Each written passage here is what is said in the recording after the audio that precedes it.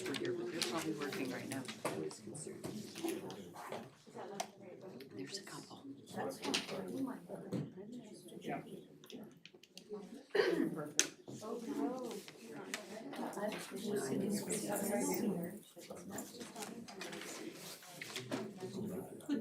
Right upside down on the floor.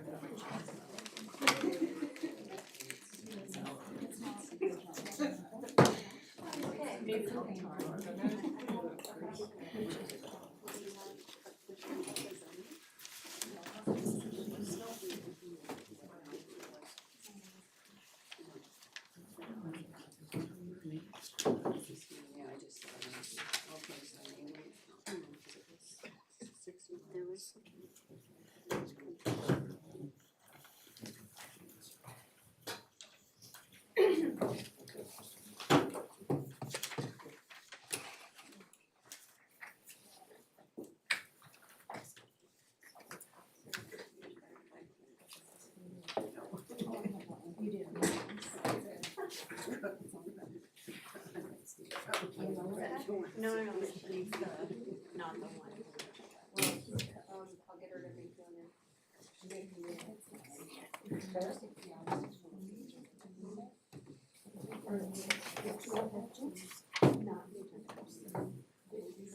These ones, I don't know, it's gonna take a case.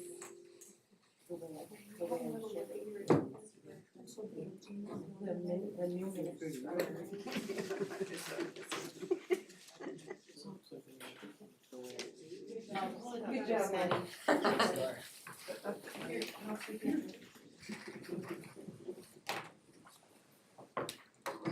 This is something we're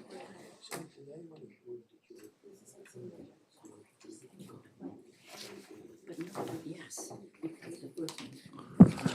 Okay, it's 1:01, so I'm going to officially call the meeting of a special meeting of council, November 18th, call to order.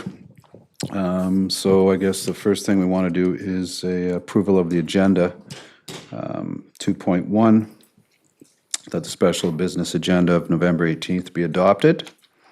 Moved by Councillor DeAndretti, seconded by Councillor Kroll. All in favor? Okay, and then 3.1, adoption of the minutes of the regular council meeting November 4th, 2025. Does somebody want to move that? Councillor Kroll, seconded by Councillor Thompson. All in favor? Okay. Now, I'm gonna jump from 4 to 5.1. The reason being, I think I'd like to just have the full update, and I'd like to turn it over to planning for the updated version of the report, but without the recommendations. So we'll come back to the recommendations after we go through 4 notice of motion. So, but if planning would like to take it away.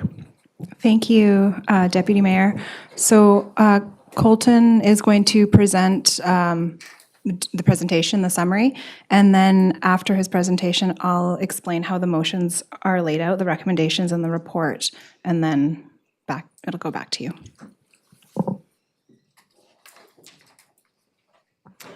Thanks, Ms. Stats. I'll get started. So my name is Colton Kersop. I'm a registered professional planner and project manager for this at McElhaney Limited. So in terms of the overview of the presentation today, we're going to recap the process to date. We'll speak a little bit to the financial realities of housing construction in Gibsons. We'll revisit the engagement process and how it shows up in the proposed OCP and zoning bylaw. And we'll share the legal review and how it injected some changes into the draft bylaws. We'll also share some of the philosophy related to OCP land use designations and zoning maps, and highlight what has changed in the bylaws since the November 4th council meeting on the view and height analysis. And then we'll wrap it up with next steps and discussion. So, process to date is covered on 2 slides because it was a lengthy process. It started in early 2024 with residents' assembly meetings where they deliberated on community values and the growth and development of the town. We then held a council workshop prior to public engagement in September. In October and November, we engaged with the public on the vision, the principles, and the values that they see being important components of the official community plan. In January, we returned to council with a What We Heard report on the engagement process, and then we prepared a first draft of the official community plan, which underwent staff review. They provided comments and direction to the consulting team. It then resulted in a second draft with another round of revisions and edits, as well as being subject to a council workshop where there was the opportunity to ask questions and gain deeper understanding on that draft.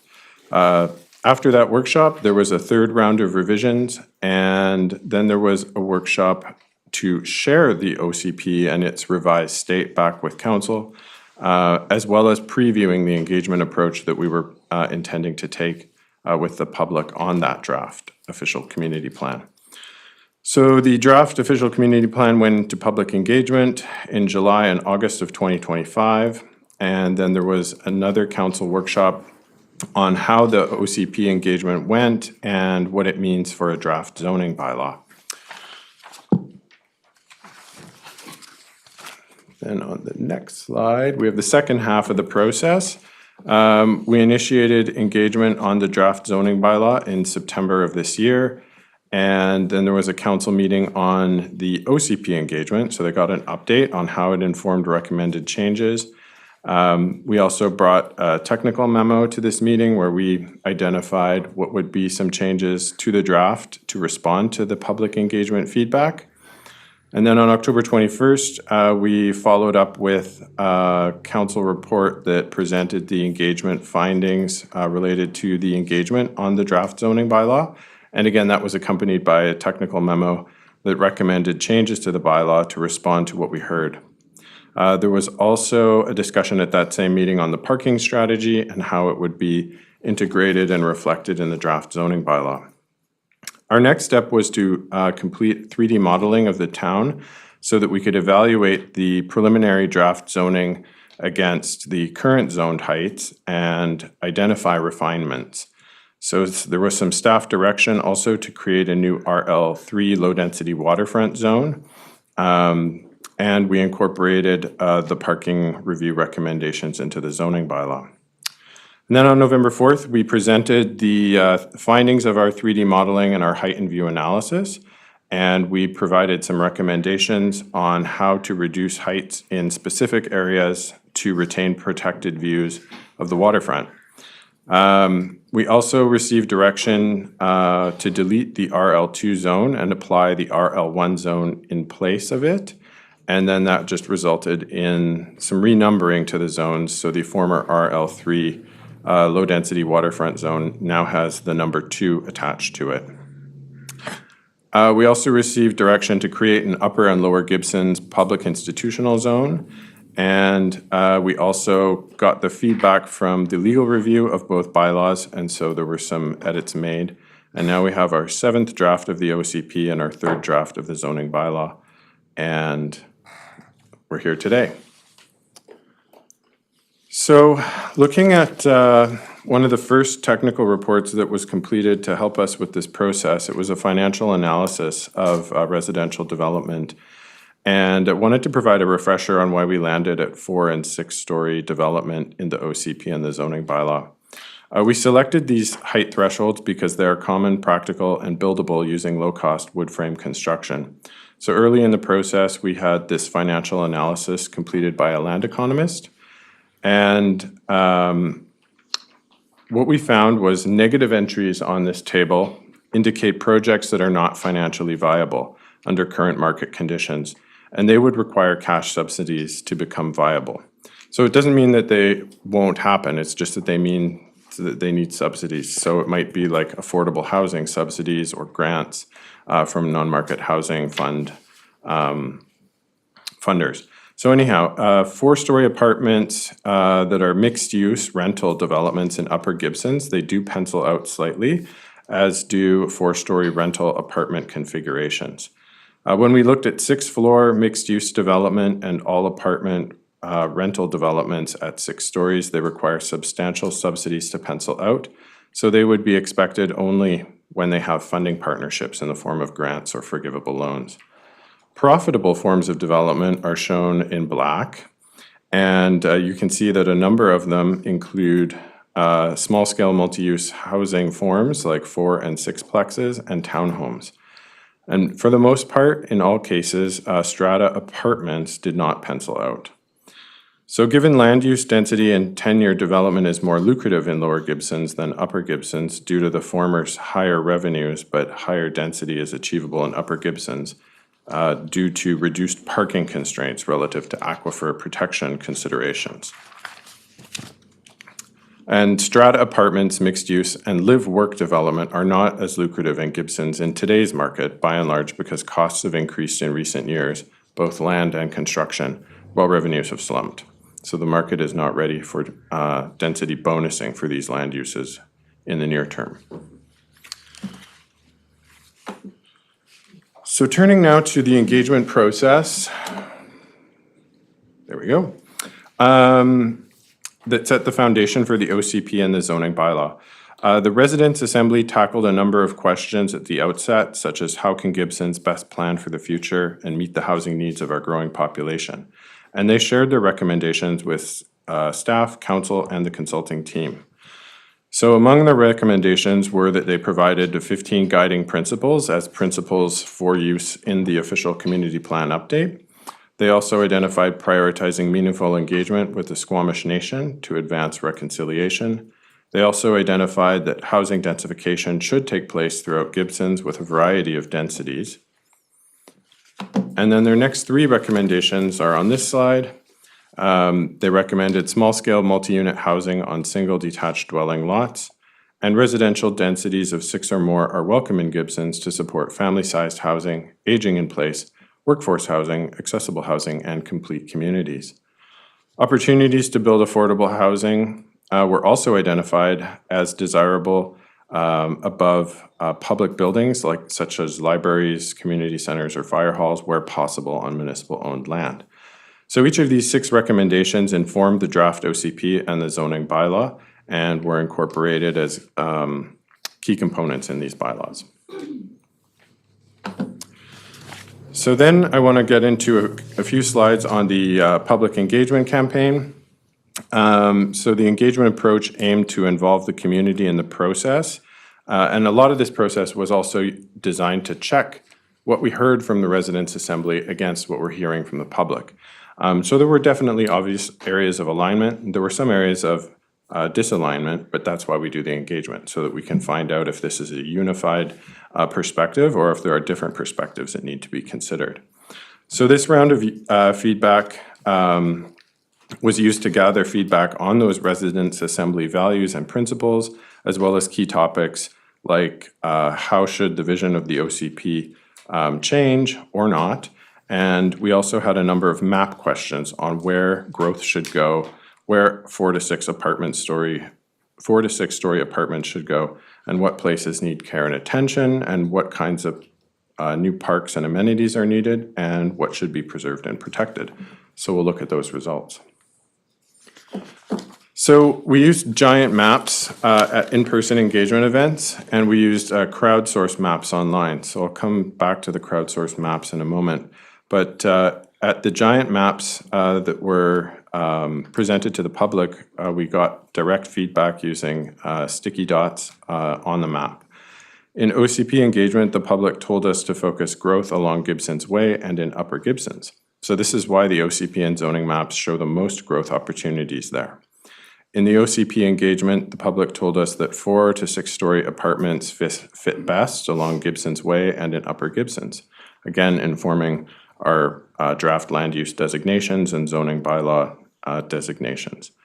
In OCP engagement, the public told us to protect and preserve areas of Lower Gibsons, and so that's why you see lower heights and lower intensity in Gibsons, as well as more extensive development permit area guidelines. The revisions made to the initial drafts of the OCP and zoning bylaw continually focused on trying to stay true to this. I also want to give some voice to the student engagement because it was actually quite extensive, and that was a key consideration in our engagement program, which was to get input from the next generation. So student feedback also sought to focus growth north and south of Gibsons Way, but also around Sharman Creek and around Dougal Park. They identified desirability for 4 to 6 story apartments near elementary and high school, which are both close to Gibsons Way. And they also sought to have new recreational features throughout Gibsons and to protect and preserve the parks, the marina, the waterfront, and the rec center.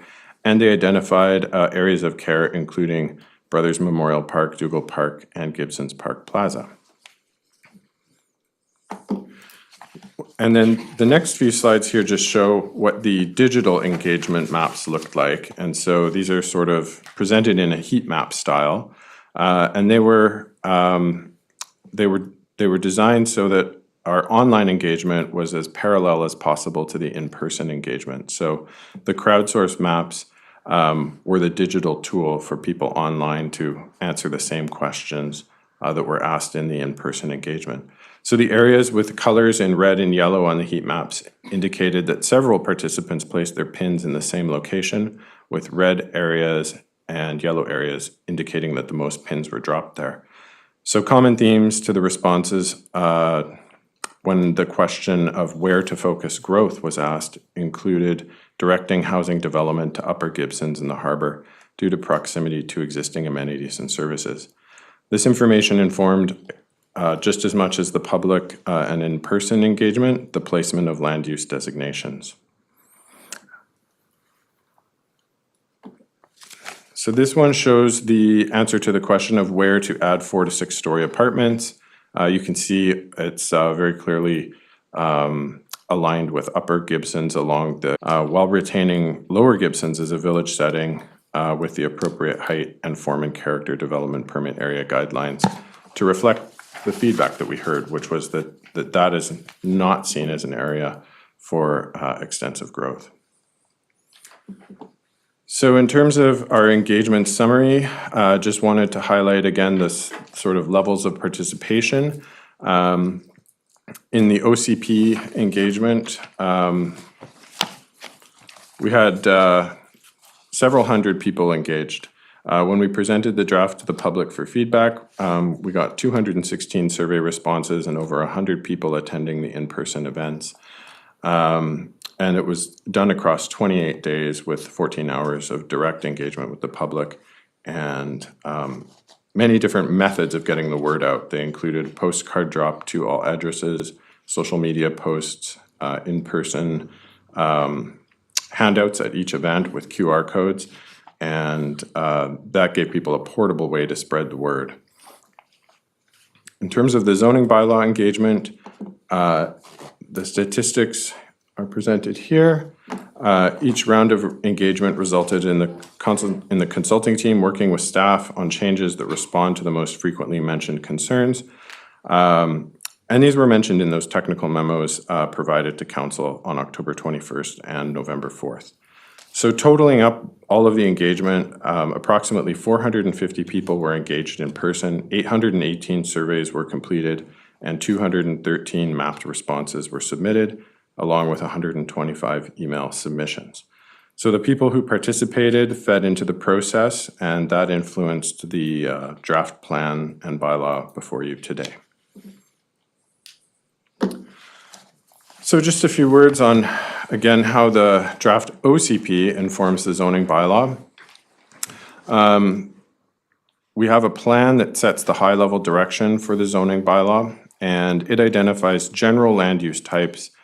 We then built multiple zones to accomplish the development envisioned in each land use category in the official community plan. So for example, there's a low-density residential designation in the OCP, and therefore we created 2 low-density zones that would apply inside of that so that we would get 2 different outcomes. And those are the LR1 zone and the LR2 zone. So the LR2 zone's down by the waterfront, it has a lower height limit, and it has different metrics because of the tight nature of the lots down there. Whereas LR1 is more of a general low-density residential development zone that can apply in a broader area. So we have a variety of housing types and sizes near daily needs and along main transportation routes. The land use designation map for the OCP met with high levels of support that set the direction for drafting the zones that we provided today. The zoning proposed in Upper and Lower Gibsons was most certainly involved public engagement and responsive to it. We noted that the most intense forms of development should be placed along Upper Gibsons and Gibsons Way, and the lowest intensity of development, or certainly lower intensity of development, needed to protect the current characteristics of Lower Gibsons. So the zoning, as I mentioned, was informed by feedback from landowners, and the maps have shifted a few times to reflect this. And the form and character development permit area guidelines reflect the input of the Gibsons Land and Heritage Society, the Advisory Design Panel, staff, and council and public feedback.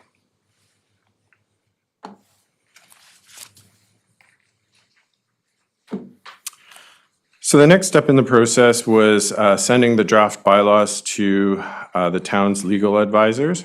A legal review of draft bylaws is a customary and best practice taken by municipalities to ensure the content of the bylaws is sound and legally advisable and clear. And so the feedback from the legal review resulted mostly in housekeeping edits that included the following.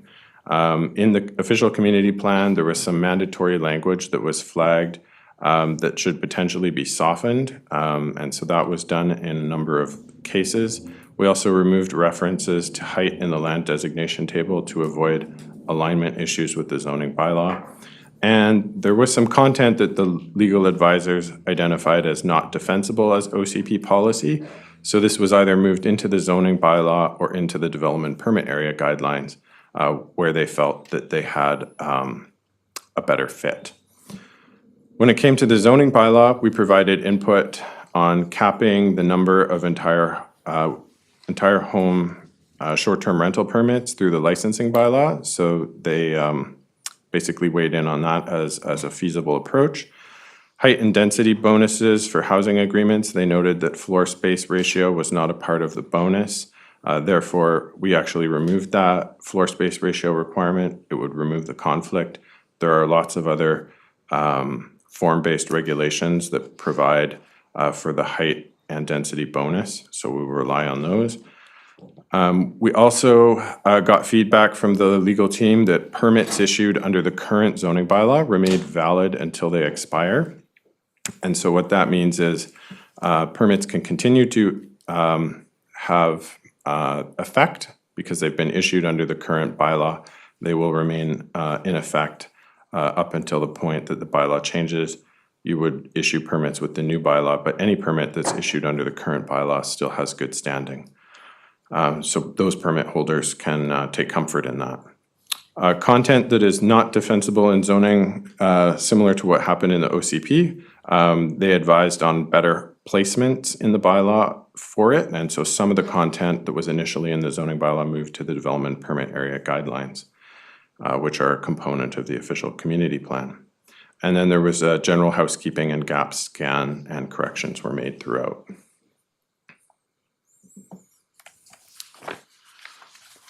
So, just a few words on legislation and population and growth. So, as you all know, there are certain housing statutes, Amendment Act changes made in November of 2023, and many of those are organized in thresholds. So when a town becomes a population of 5,000, additional small-scale multi-unit housing regulations kick in. So just taking a step back, the current BC Stats population estimate for the town is that it's just trickled over the 5,000 mark, and the next federal census is next year. So therefore, we can anticipate that the following from Bill 44 could soon be applicable, which is the minimum of 3 units on lots less than 280 square meters and a requirement for a minimum of 4 lots equal to or greater than 280 square meters. I should say I used the word requirement. It won't be required. It's an option.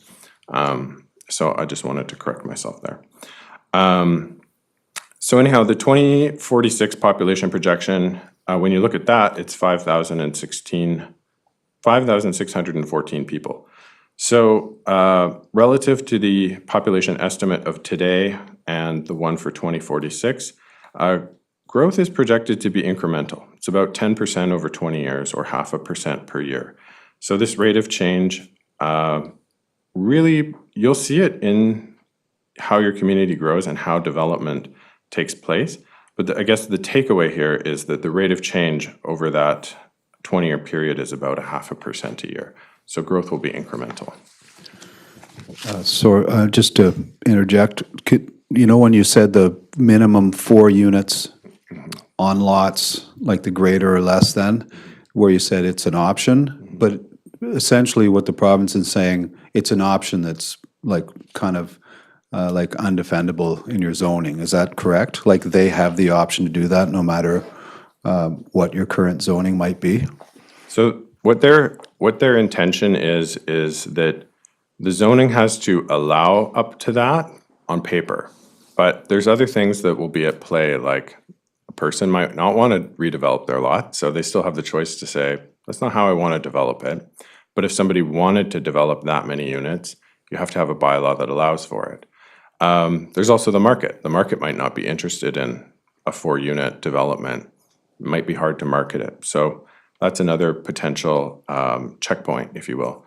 There's also the geography in Gibsons, which is quite steep in some locations. It might not be possible to fit all the required parking on site. It might not be financially reasonable to build a 4-unit building on a steeply sloped site. So there's a lot of other things at play that might lead to an outcome that's not as intense as the zoning, which the legislation requires to happen.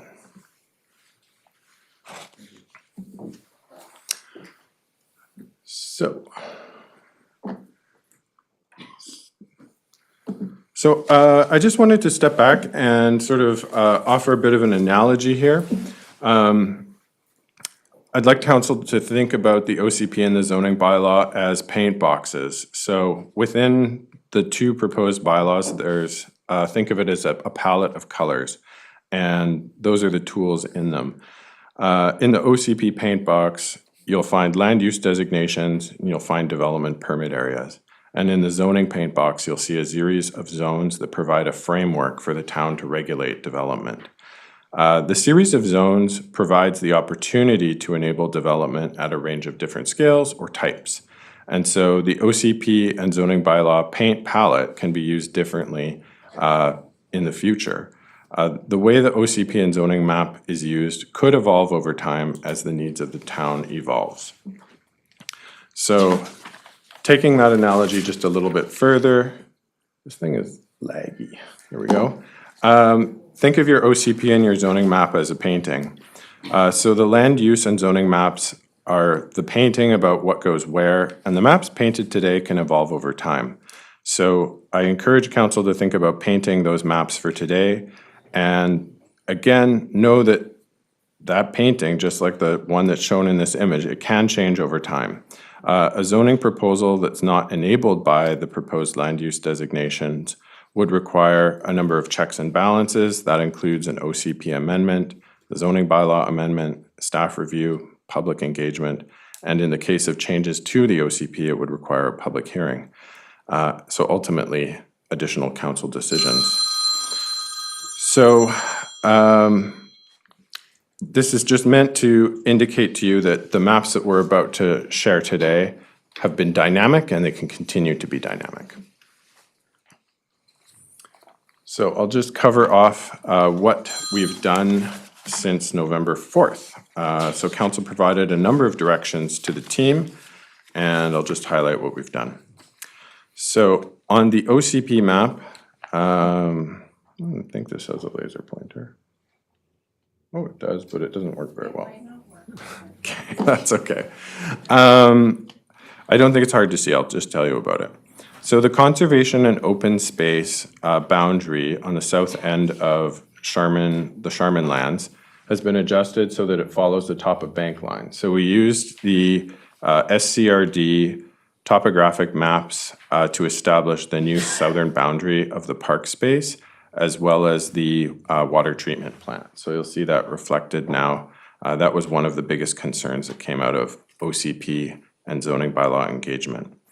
We also added a boundary to define upper and lower Gibsons to make it clear where policies apply or not, because some policies reference upper Gibsons or lower Gibsons, and the legal review identified that that needed to be defined on the map. So those are the bottom second last and third last entries on the legend, and the lines have been applied to show where upper and lower Gibsons is. In terms of updates to the zoning map, the former RL2 zone has been deleted and replaced with RL1 wherever RL2 previously had been applied. And then the former RL3 zone, as I mentioned earlier, has been renumbered to RL2, but that's a low-density waterfront zone, so that's still on the map along Marine Drive. And we've expanded the area that the RL2 residential waterfront zone applies to. So it also applies to lots south of Marine Drive between Armourers Beach and Marine Crescent. And so that was to address concerns from council about the need to keep height low there. The former public institutional zone has now been split into two zones. So there's one for lower Gibsons and one for upper Gibsons. So there's now a PI1 Civic Institutional Lower Gibson Zone and a PI2 Civic Institutional Upper Gibson Zone. And then the Parks and Open Space, Conservation and Open Space Zone was also expanded along the Charmin Creek top of bank line so that it mirrors what we have on the OCP map. So those are a couple of the big changes. The previous map, is that in our? Sorry about that. Through you, Mayor. The previous map, is that in our, I just want to be able to reference it later. She's speaking of the OCP map, Yeah. that paint box. Okay. Looking for the delineation line, et cetera. Just want So- to make sure I have that. Yeah, so the zoning map is, I think it's just a few pages in on the zoning bylaw. I'll just pull it up. What's in the package are the current maps. So if you want to compare it with the previous version of the map, that's not in the package. We have them online. Yeah, so the proposed zoning map is on page 1-4. It's 5 pages in on the zoning bylaw. I think she was referencing the OCP. Were you looking for the OCP? Yes. Yeah. The map. It's online. Okay. So I wanted to get into some of the height changes that were directed at the last meeting. So heights are shown in the table by zone using the current zones in this version of the zoning bylaw that's proposed. So in the first draft, we had higher heights. Essentially, as you read down the column for draft 2, you'll note that RL1 maximum height went from 11 meters to 8.5 meters. In the RL2 zone, that zone has been deleted. So the former RL3 zone is now RL2. It kept its very low height limit of 4.5 meters. RM1, the zone height has been changed to 10 meters. The RM2 zone has dropped by 1 meter, but there is a provision for a height bonus in conjunction with a housing agreement.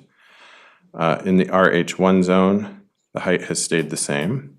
In the CM1 zone, the height has stayed the same, but there are height increases for 7 sites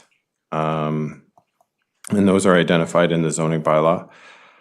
And then that was really so that we could have a bit of a middle Gibson zone without actually having to have a whole new zone. So there's an opportunity for some slightly higher heights on some lots. And you'll see in the next zone, CM2, the height has stayed the same, but on 8 sites, we've dropped the height also to 10 meters. So again, it kind of has created that middle Gibsons condition so that there's a bit of a transition even in your commercial zones. And then in the CH zone, the height has stayed the same for the commercial institutional or commercial industrial zone. The PI zone, it's been deleted and there's now 2 of them. The PI zone for lower Gibsons, the height has now gone from 15 meters to 9 meters.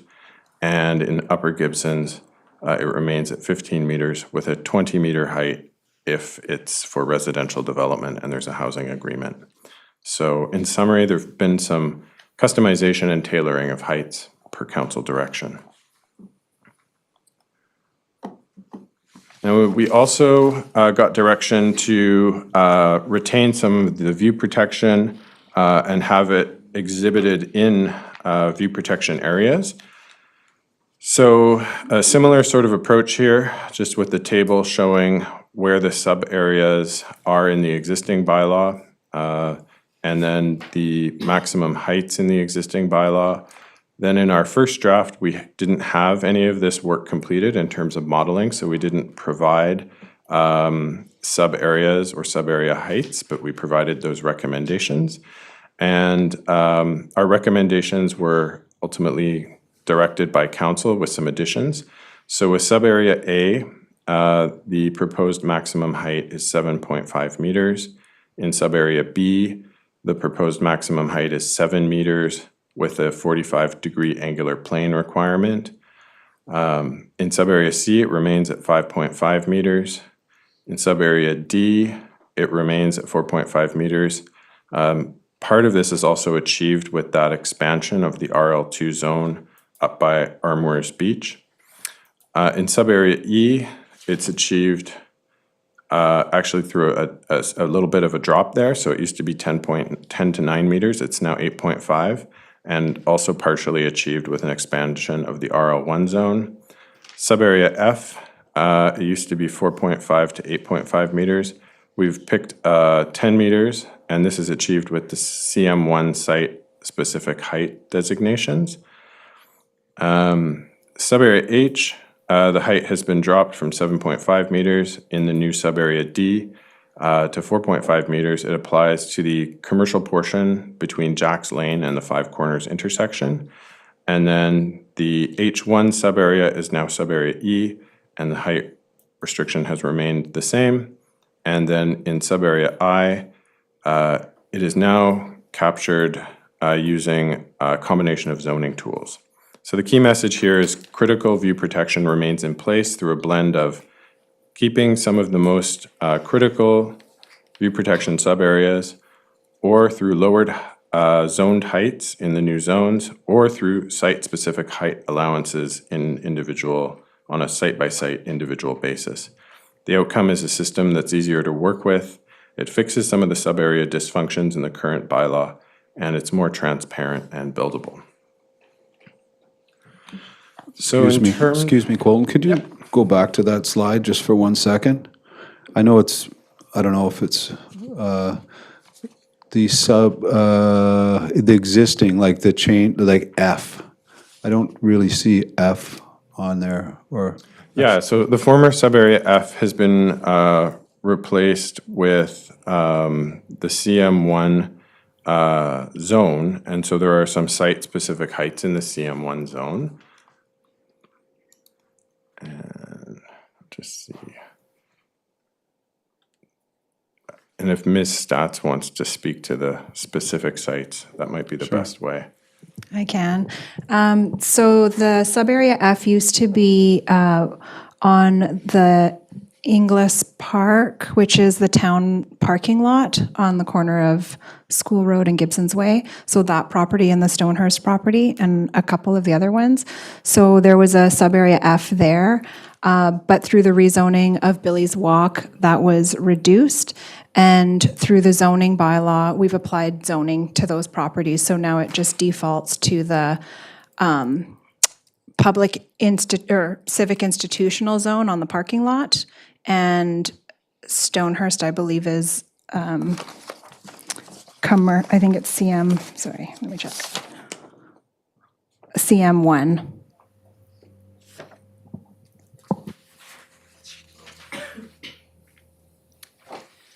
Yeah, so in the CM1 zone on page 2-17, there's a list of 8 properties that have a lower height limit than is allowed in the rest of that zone. If you have the markup version, they're highlighted in yellow, and if it's the clean copy, they're in a list just after the maximum building height.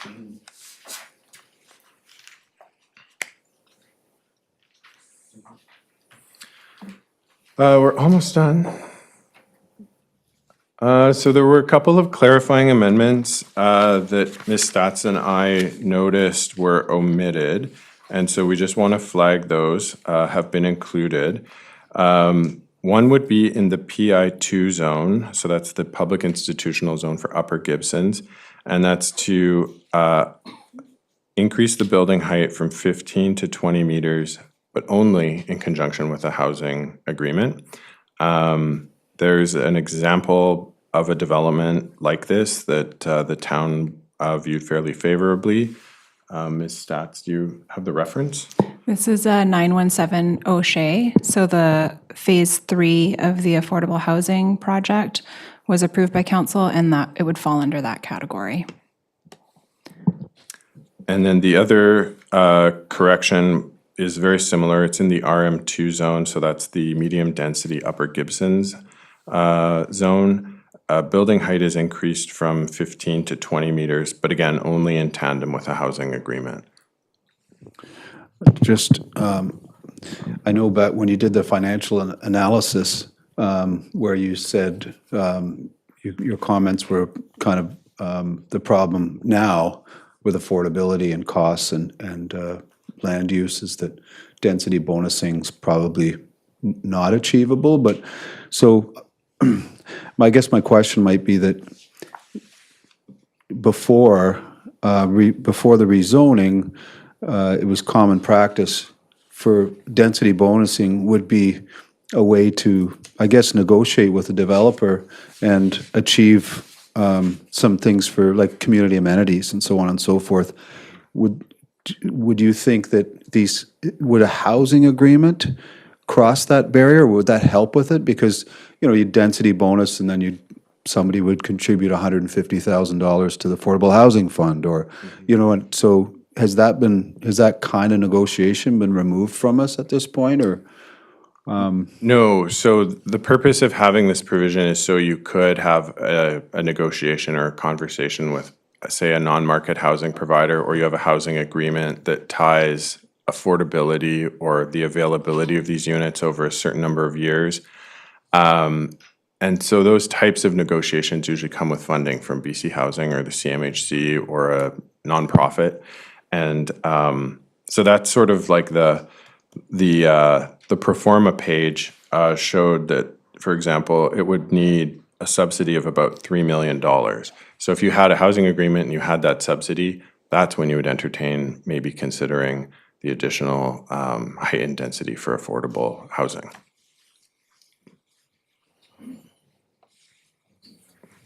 Thank you. On that note, would the development allow to collect CACs? Because right now our CACs is split up, 44% goes to affordable housing and the 56 go to amenities. How this math deals with the CAC? I would defer to Ms. Stats for that.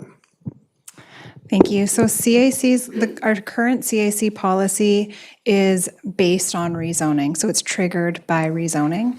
So if a site was zoned for, say, the RM2, it's set at a 15-meter height and they wanted to build to the zoning, there would be no CAC negotiation. The way the bylaw is written is instead of a CAC contribution, we would, under the RM2, a developer could go up to 20 meters with a housing agreement. So that would be up to council what that housing agreement looked like. It might be rental, it might be a couple below market units, it might be seniors housing, it might be accessible units. So that's up to council's discretion to decide what type of housing is needed during that process.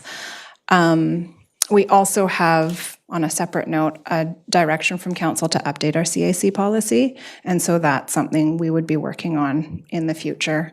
And we might be looking, what we might consider ACCs. So that's a avenue we have to explore. Is that good? Sure. Okay, Chair, I think my concern ultimately is right now CACs pay as the population grows. We have funding to provide for facilities, parks, and so on. So now with the equation, we would provide housing, which it is a good thing, especially for the needed. But then who would bear the costs of amenities? Is it the residents, the taxpayer?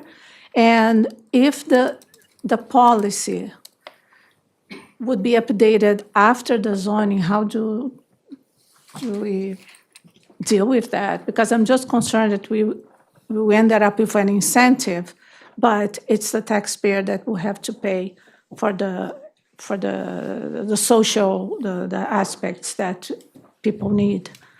Through the chair, I can respond. So many communities right now are bringing in amenity contribution bylaws, even though they have existing zoning bylaws in place. Those bylaws, the process behind it is you decide as a municipality, like what are the amenities that we want to pay for through development? And so it's new development that pays for those contributions to pay for those amenities.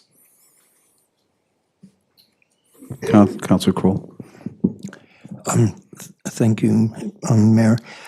Just for clarification, then, to sort of address Councillor Andretti's issue, that some of the amenities that we're looking for would be, so right now we haven't got a tool for collecting them. This is something we have to add to the toolkit. Is that correct? We still have our amenity contribution policy. So that was a policy adopted by council. It still applies. So if there was a rezoning, it still kicks in. And it's there are target rates per dwelling unit.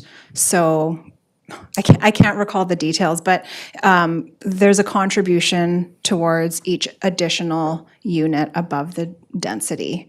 So it still kicks in, but in this case, we're also building in a density bonus with a housing agreement in our zoning bylaw. So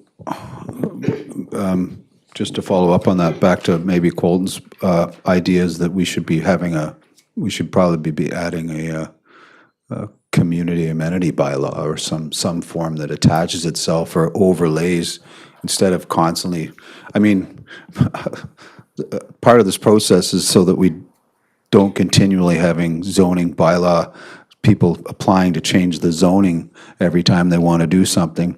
And I would probably suggest to council that we make it a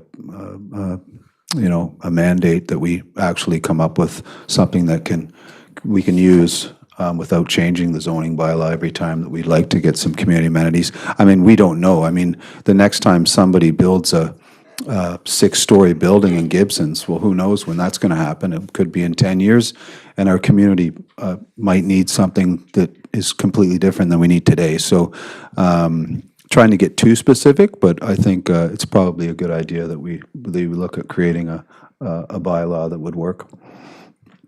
Councillor Kroll? You basically sort of stole what I was thinking, is that, currently we have received CACs through rezoning, and now we've changed the OCP to align more with development of the community, which is not going to require zoning changes. So we're sort of, we haven't really strangled the golden goose. We just need to create a new golden goose. So I would certainly make a recommendation that that we incorporate something into this OCP and the associated bylaws that would afford us a tool to continue to support community amenities. That can be done, I guess this is my question, I guess maybe for planning, that can be done. That we don't have to change the OCP, like we don't have, do we have to add that to the OCP? That we have this bylaw, or we can just create a bylaw? You don't have to add that to the OCP, so you can just make a motion to produce an ACC bylaw, an amenity cost charge bylaw, and they would be, the way it is applied is similar to development cost charges. When we get a building permit, you pay your development cost charges and your amenity cost charges. So that's moved by Councillor Kroll, seconded by Councillor DeAndretti. I'll call the vote. Everybody in favor? Do you want to, okay, sure. Thank you. What I notice is the density has increased substantially. So when we allow the height, I don't know if we're allowing density to increase. Do you understand what I mean? Because the densities are set up very high in this draft. So I'm just trying to understand how can, if the person, unless the person, it's really going to go above the density that is established, I don't know if its height would translate in more density. I think from what I understand, if we go forward and create this bylaw, it won't matter what the height is, will it? Because it could be attached to any development permit or application, I guess. Wouldn't it just simply become attached to each one based on like whatever our zones are, whatever we decide to apply that to? Whether it's obviously not, this, I could be off base, but wouldn't we just attach, if we created an amenity, a bylaw, community amenity bylaw, wouldn't we just attach that to the zones that are higher density? You wouldn't attach it to every zone, like you wouldn't have somebody's going to build or redo a house down here, they're not going to pay into the amenity, but it would be for probably the medium and high density zones. That's what I kind of get from it. Is that right? Through the chair, or to the chair, yes. Communities that have passed amenity contribution bylaws, by the way, it was also enabled by Bill 44 because there's some legal question about community amenity contributions. So they've brought in this new tool, more or less to replace it. But it's not negotiated. It's more transparent because you have a bylaw that says, these are the amenities we want, these are the amenity rates we're going to charge, and you can have a conversation and a decision through council. We want to apply it only to high density, or we want to apply it to high and medium, or we don't want to apply it to low or institutional. So you have choice. Yeah, thank you. So that answers your question, Councillor DeAndretti. It's just, the council at the time can decide, which is probably us, if we move forward with this, where it gets applied to. I understand. Sorry, through your chair. I understand where. I think because there was a comment about density and we were talking specifically about height. So it does not, because we gave more height, it would translate necessarily, it would translate overall in more density, but it may not translate in the density that is already permitted. So that's what I'm trying to understand. Okay, I believe. Well, so if we're going to create a bylaw that any future development going forward, like Colton said, medium, high density, then our bylaw, it doesn't matter, like as soon as we pass the bylaw, somebody wants to do a medium density development, well, they're going to have to pay into the ACCs or whatever we decide to call it. It's not conditional on more density. It's not conditional on somebody going, hey, I'm going to take a medium density and make it high density. It's just, it could be attached to medium density. And it could be whatever we decide to make it. That's what I understand. It could be a percentage of value, expected value. It could be whatever we determine to, and, I see a hand up on the way back in the back there. Yes, Deputy Mayor. Deputy Mayor, I just wanted to note that these ACC programs work like DCC programs. So the value of that development will have to pay whatever the DCC rates are for that kind of development, and an ACC program would be similar.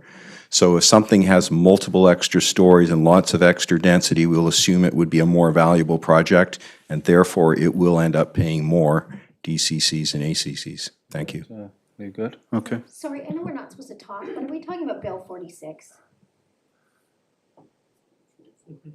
46. Oh, we're just, sorry, yeah, you're not supposed to talk. But, no, we're just talking about the town of Gibsons right now, yeah. So, sure. Yeah, Director of Infrastructure Services. Thank you.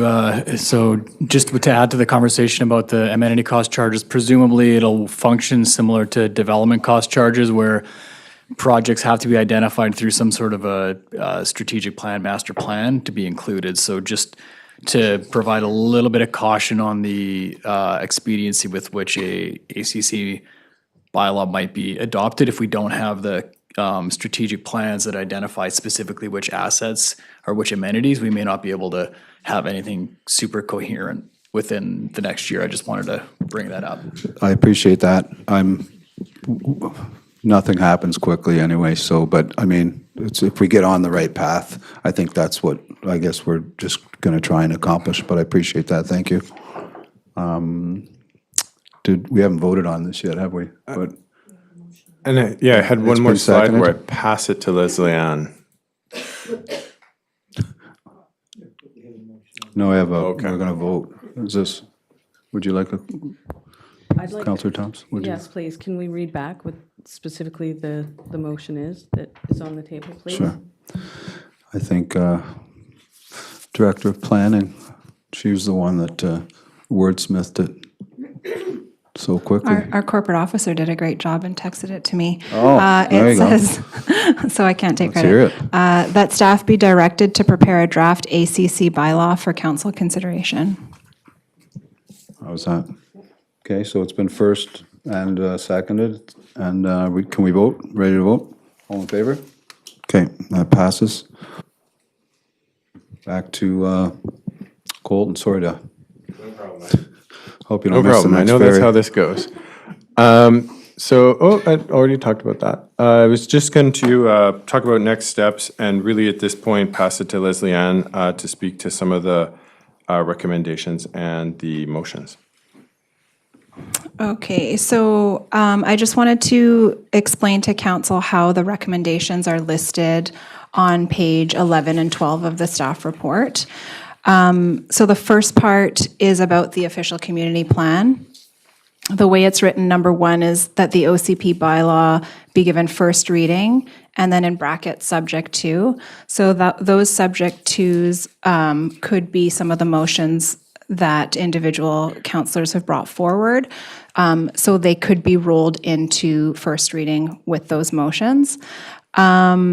The second one, that the OCP bylaw has been considered in conjunction with the financial plan, that's required, and it's in the staff report, so that's a legislated requirement. Also, number three, to consider the OCP in conjunction with the applicable waste management plans, that's a legislated requirement.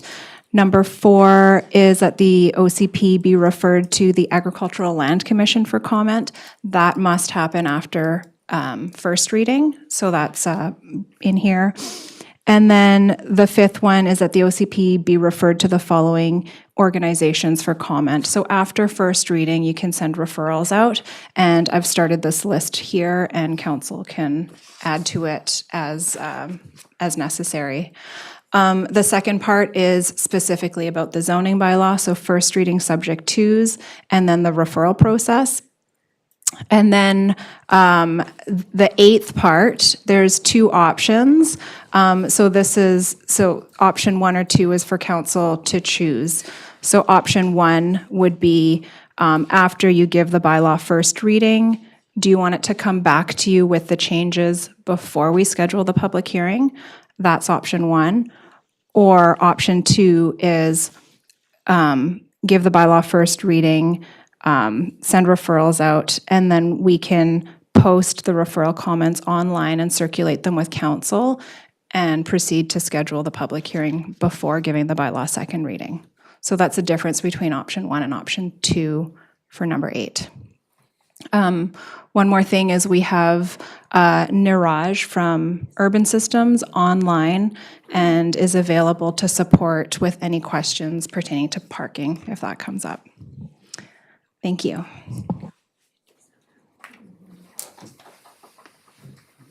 Yeah, Councillor Andretti. Thank you, Chair. I think my first question, why we are going straight to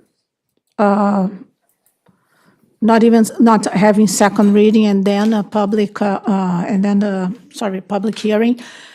And my concern is even though there has been a lot of engagement, there's a percentage of the community that have not heard about it. They're just starting to hear right now. And there's a lot of concerns. They're starting to send feedback. And my concern is if we don't have another round, we won't be able to really understand all the needs of the community and the feedback, because even though there has been feedback, it has not been like covered. There are a lot of people now that are becoming aware, especially with the zoning. So my understanding is also after the public hearing, council will not be able to get more feedback unless we vote it down. So we are just approving now and then pretty much going to public hearing. I urge council to back up a little bit and let's have a second hearing and then, a second hearing, and then we can incorporate everything, be comfortable, because even right now, I'm not comfortable with many details yet, and I think the zoning as well, and I'm just concerned that we are rushing the process. I don't think we're rushing the process. I think the process is the process. And when did this start, Colton? You had on your... We were engaged to begin the process in March of 2024. So March of 2024 to now, if somebody in the community, this is, I mean, I don't know, if you're just getting engaged now, I don't know, I don't know if we can say that we can't draw this out forever, but we can have the public hearing. The public gets to speak, and we get to learn from the public at the public hearing. The great thing, this is what I think, is when we changed our process to having the first reading and then the public hearing, it gives council more time to debate and potentially change something. Because before, it was just either gone on to third and adopt, which at that point, it's just like, it's kind of like gone. So I actually like this process because we still have second and third reading, which there's still time to make changes. That is correct, right? No, you can make changes to it. Could I ask staff, or you can make changes. So it's not a foregone conclusion after first reading. We still get to, we get to hear from the public at a public hearing, and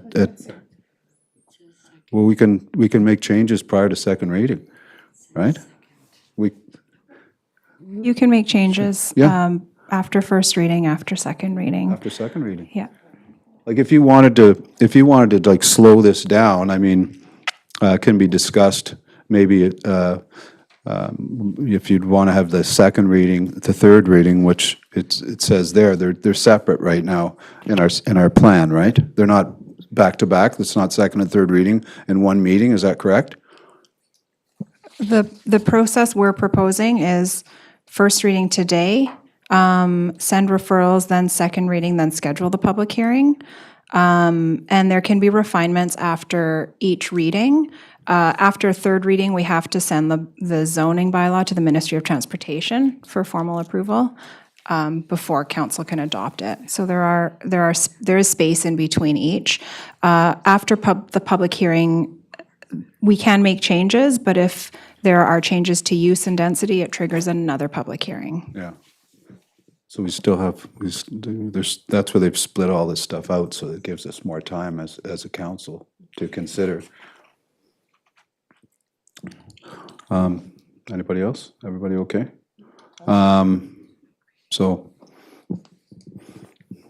how are you feeling? Is it, because we're not moving to the recommendations now, we're gonna go back to our notices of motion, right? No, we will Okay. have a second reading. Yep. Okay. Yep, So that's my absolutely. concern, because I know in the past it has been proposed that it will go straight, but. I think, okay. yeah, like I'm pretty sure an OCP amendment and a zoning bylaw, like amendment, that probably deserves a little bit more than Yeah. just something as simple as doing a second, third, and then adopting the next day or something. So that's not going to happen. Are you, do you want to continue, or is there anything left? Are you done? Okay, thank you very much. Thanks a lot. March 2024. You have a question for Colton? Yes. Okay, And- go ahead. And also, Chair, if I can also, I'm going to ask him to show a slide, and if I can ask staff to upload this slide, because that's my question. Is it possible? Does it have anything to do with your notices of motion? No, It's just a it's a question question right of the now. report itself, a It's question a of? question about the zoning. Sure. Okay, thank you.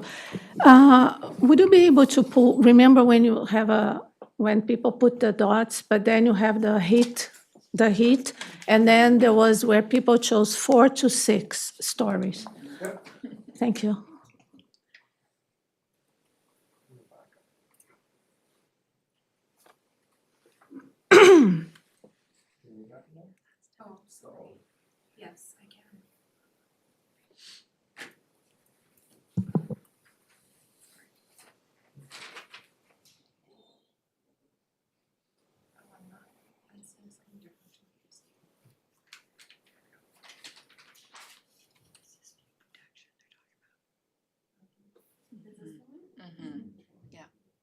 So Deputy Mayor, I think my question is, I noticed that the heat, it's not really close to, on the very up.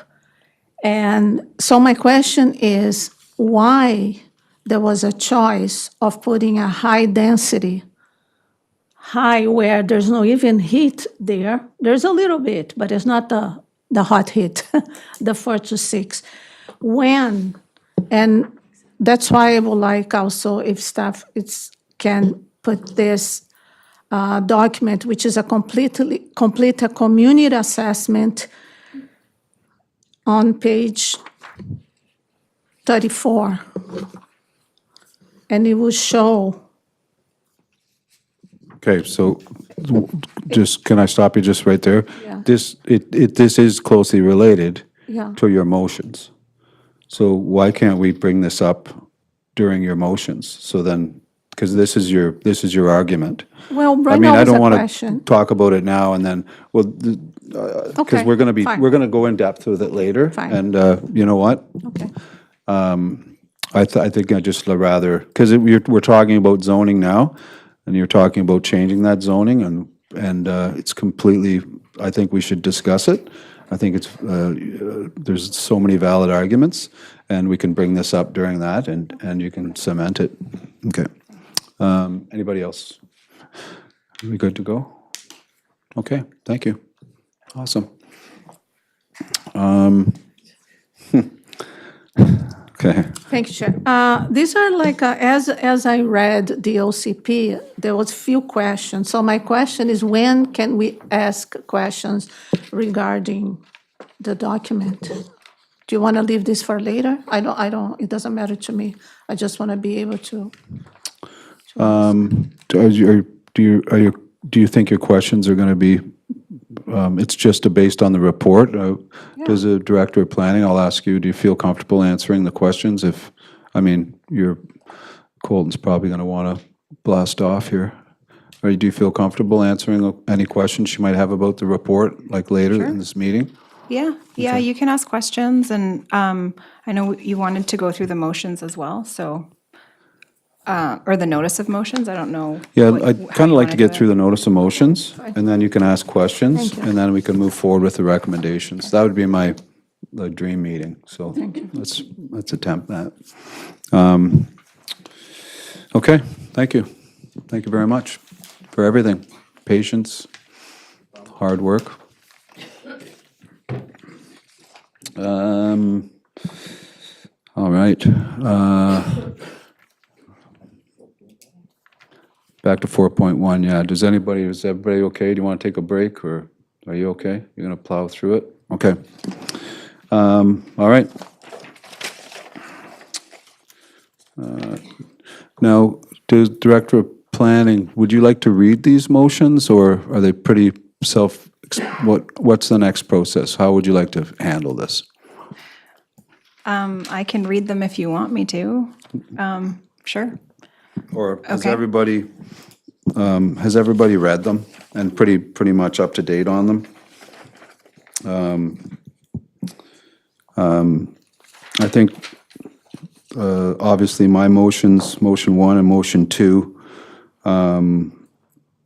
are pretty self-evident. I mean, motion 1 is leaving the existing zoning for a period of 2 years, and then motion 2 is zoning for the sake of passing a bylaw and an OCP, and then having somebody come back and apply for rezoning, which is really the basis of what we're trying to accomplish here by updating and creating a mesh of 2 documents where we don't have to do this.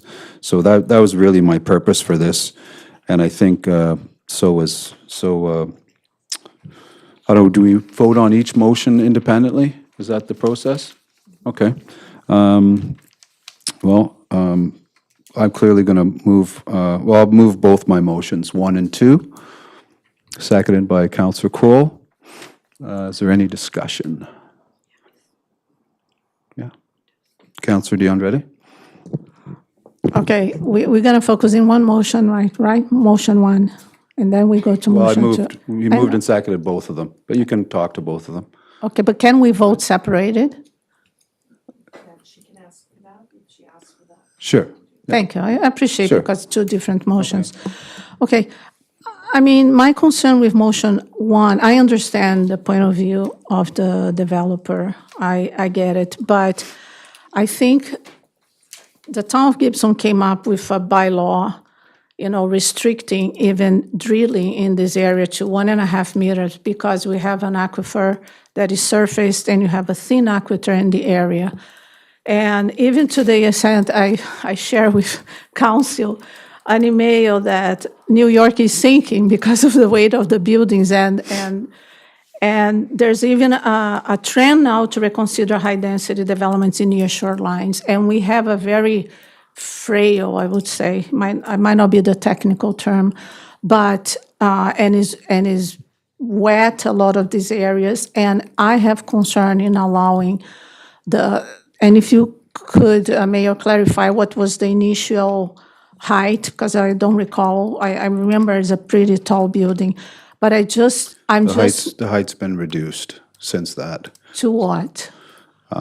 lower than he's zoned for, like a story, which was in contention. So just to brief you, I don't want to, there's nothing, we can't go into gross details here, but that's why he bought the lot next to him, because he can't dig, right? So there won't be any drilling or digging down there for what his new plan might be. It's just, and I don't believe any of these properties down here will be digging. It's all surface, and it's load. It's like load, how the towns, I don't want to speak out of order. The Director of Infrastructure Services or Emmanuel, the CIO, can speak to it, but it's all about load, how much load can be on the ground, and the options for each one of these developments to disperse the load. So That's But the, what's the, can we have access to the height, to the current proposal? there isn't a current, I don't think he's put through a current proposal yet. Maybe, Emmanuel, can you speak to that? I'll ask our Director of Engineering to speak about more technical terms of our process in the bylaw. But council changed that process last year or earlier this year, and that's the process they have to follow. So at the moment, they are resubmitting an application to meet the new requirements of the bylaw you passed earlier this year. Correct? And if I can add to that, we have reviewed multiple iterations of the building design and the geotechnical reports to support that. And because of the concern with the ground conditions, we haven't been able to approve any of those applications to date. It is definitely a sensitive site, and so the kind of the direction moving forward is building up more so than down. I think that's what the deputy mayor was kind of getting at, is that because of the ground conditions, it's challenging to do a deep foundation. So it's more of a preparing the ground conditions to be able to support the building by going up rather than excavating out and doing a pilings or something that you would typically do for a building of that scale if it didn't have the ground conditions that that site has. Thank you. Yeah, this motion is not about what the original design, or I don't want to debate the George again. We've been through that. This motion's just because the massing's decreased. He's going to come back with a plan. He spent a lot of money. He's a pretty active member of our community. It's just about, he's got a finite timeline to potentially build a hotel and convention center, something that I don't think anybody can question the town is in dire need of. So that's what this motion is, just to, if it can be done, maybe it can, maybe it can't, but in 2 years it reverts back to the proposed zoning, which is CM1, which is a maximum height of 10 meters, and then you start the process all over again. So that's basically what this motion is. Councillor Thompson. Thank you. I'm confirming we're not undoing or challenging any earlier council decisions. We're just extending a time period. Essentially. Thank you. I moved it, you seconded it. I've called motion 1 to vote. All in favor? Opposed? Okay. Okay, motion 2. Again, it's just probably saving our staff time and the town money and him time and his money to apply for a rezoning application. I don't even think the height's really not an issue with this development at all as proposed. So yeah, it's just basically allowing the zoning for the proposed development. I moved it, you seconded it. Is there any questions? Okay, Councillor DeAndre. Thank you, Deputy Mayor. Would this be the same if it's not built in the period of 2 years after the zoning, it will go back to 10, or this site will be permanently zoned to 16? That's, the zoning is, if maybe the Director of Planning might be able to speak to this better than I can, but it's I don't think that's not in what's being contemplated here. The zoning would stay the same. Yeah. So you're almost talking about the existing current height that's allowable, like the 16 meters. It's not like a big, tall building. It's mainly, it was more of the number of residential units that he would have to be able to increase through a zoning amendment. So that's kind of basically it.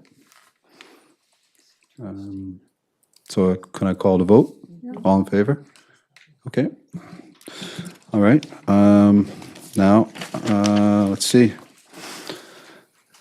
Councillor Kroll, would you like to introduce your motions? Thank you, Deputy Mayor. I've just proposed this motion to sort of simplify the properties involved. The proponent's been working with the town and staff for some time to bring a project forward on this site, and going to the CM2 zoning just sort of simplifies the process without having to go through a zoning amendment or change. So I'm proposing that lots 1150 Sunshine Coast Highway be zoned mixed-use commercial, Upper Gibson CM2, and that lot 1118 Sunshine Coast Highway be zoned mixed-use commercial, Upper Gibson CM2, and I'm adding, and that the OCP be further revised to align with these zoning changes. Okay, seconded by Councillor Thompson. Any discussion, further discussion? Okay, I'll call the vote. Oh, right under the wire. I just want to make sure that there is an understanding that this zone will allow light industrial. Can I get this confirmation? So I'll pass it over to the Thank you, Director of Deputy Mayor. Planning. So no, this motion is to zone it for mixed-use commercial. So it would be commercial with residential above or behind. No light industrial. Can I ask a question? Was there not some of it that is industrial? Was there a strip in there somewhere that's industrial, or no? That's just gone? That would be gone. Okay. Yeah. So, Mayor, sorry, Mike, okay, so that's confusing to me because I assume, maybe I read so much, that mixed-use commercial allows light industrial. Is it not the case?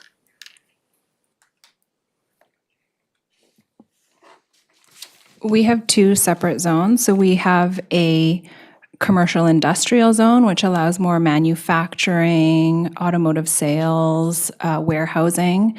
And we have a mixed-use commercial, which allows entertainment, recreation, residential. So they're different zones.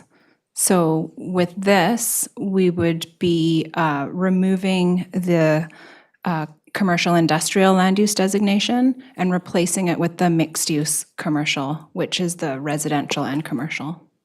Councillor Kroll? Thank you, Mayor. I think the CM2 zoning aligns more with the discussions that the proponent has had with staff, and I attended a meeting with Mayor White probably a year and a bit ago, where they were discussing what they would like to see happen with this property, and it just makes more sense that it be CM2 as opposed to, putting industrial in amongst, residential. We have areas designated as residential or as industrial, and they're more appropriate where we've agreed they should be, not sticking them in the middle of a residential community. Could I ask you a question? What light industrial? What is specifically like? Do you have something in mind, like, or instead of mixed use commercial and light industrial? Like, I'm assuming light industrial's not industrial and it's not commercial. Like, what are we talking about here? Like, can someone answer that question? I can answer that. So under the industrial zone that we have, it's called industrial commercial. It's on page 2-17. Principal uses would be automotive services, business services, food and beverage, manufacturing, marine services, office, veterinary services, and warehousing. And then there is some retail permission. So that's the industrial, that's our industrial zone. So it is a light industrial zone. It does allow restaurants, for example. It's not fully heavy industrial. We don't really have that land use designation in Gibsons. The mixed use commercial, the CM2 that you're talking about, allows arts and culture, business services, entertainment and recreation, food and beverage, gas stations on specific, basically where they are right now. You could have a hotel, a microbrewery, office, residential, limited to townhouses and apartments, retail, service, commercial, veterinary services. And then the accessory uses are accessory buildings, home occupation, and short-term rentals subject to those regulations.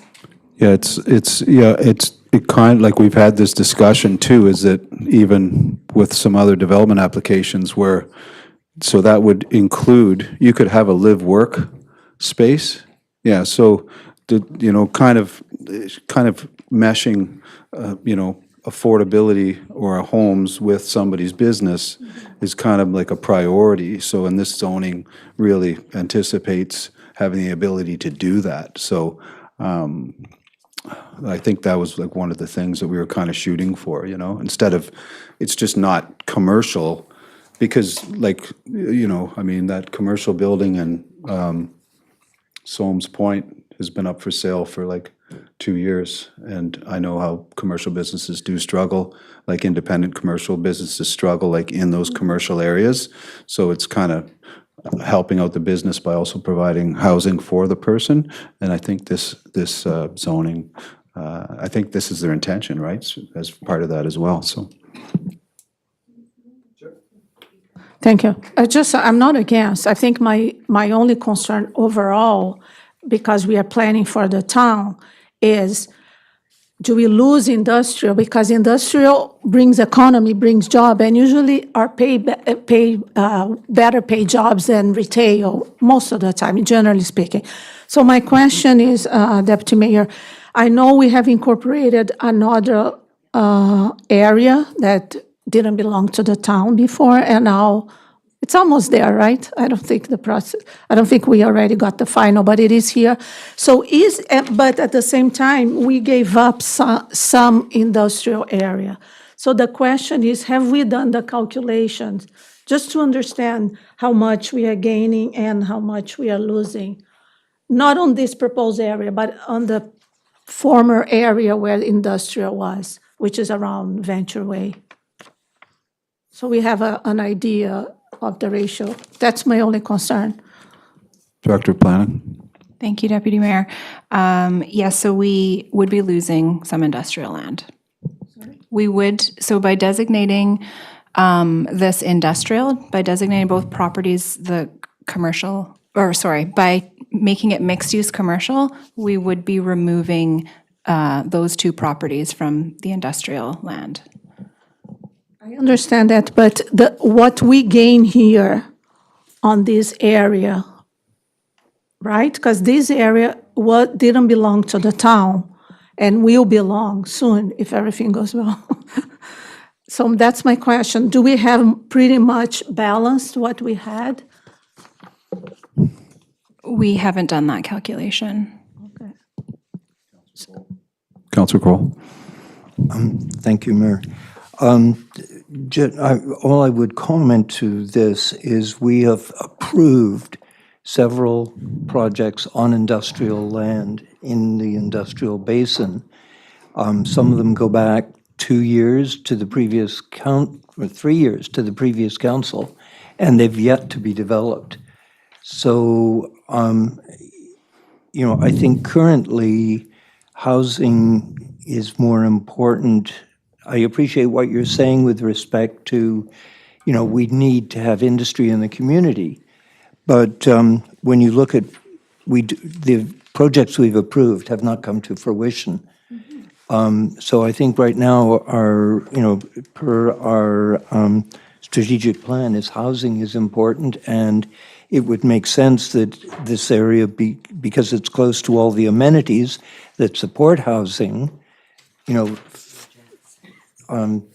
so I'm sort of, and we, to your own point, we are gaining additional land within the boundaries of the town that are already been zoned industrial, and they're in a more appropriate area for industrial.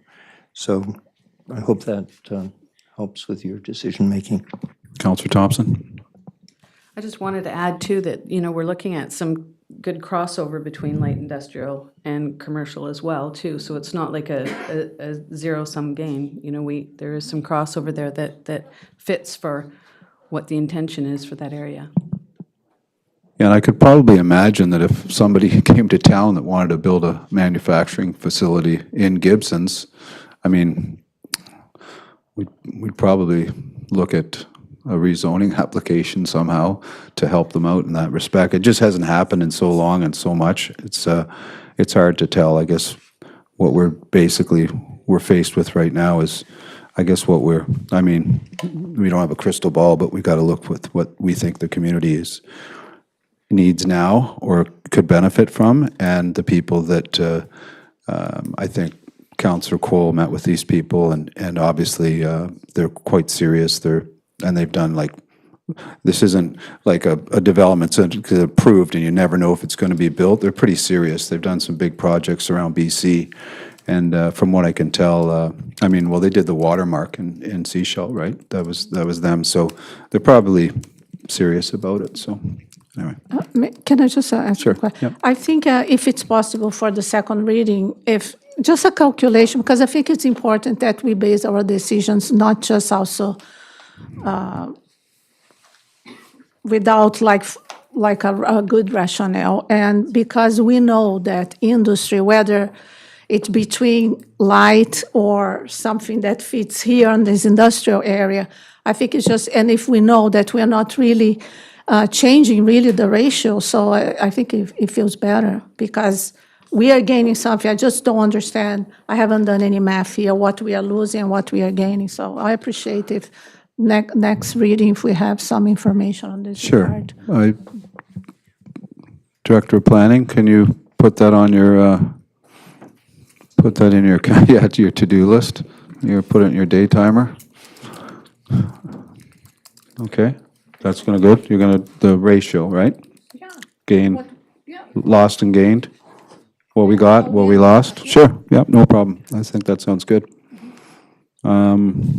Okay, the motion's been, 4.2 has been moved and seconded, so I'm gonna call to vote. All in favor? Okay, that was easy. Approved.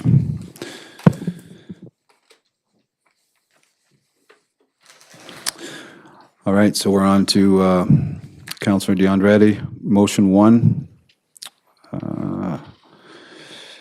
So I'm going to have you speak to this, RM2. Now, I don't know, do you need, so we've got an updated map, an RM2, and I know there's lots of browns and oranges and yellows, so there can be some confusion, but RM2, which allows up to 4 stories. You want to knock that down to 3 stories. Is that what this motion is? Do you want to speak to it? Okay. It's actually more than that because right now, the medium density allow for 4 plus 2, so it can go to 6 stories. That's what I saw on the draft. Is it correct or am I mistaken?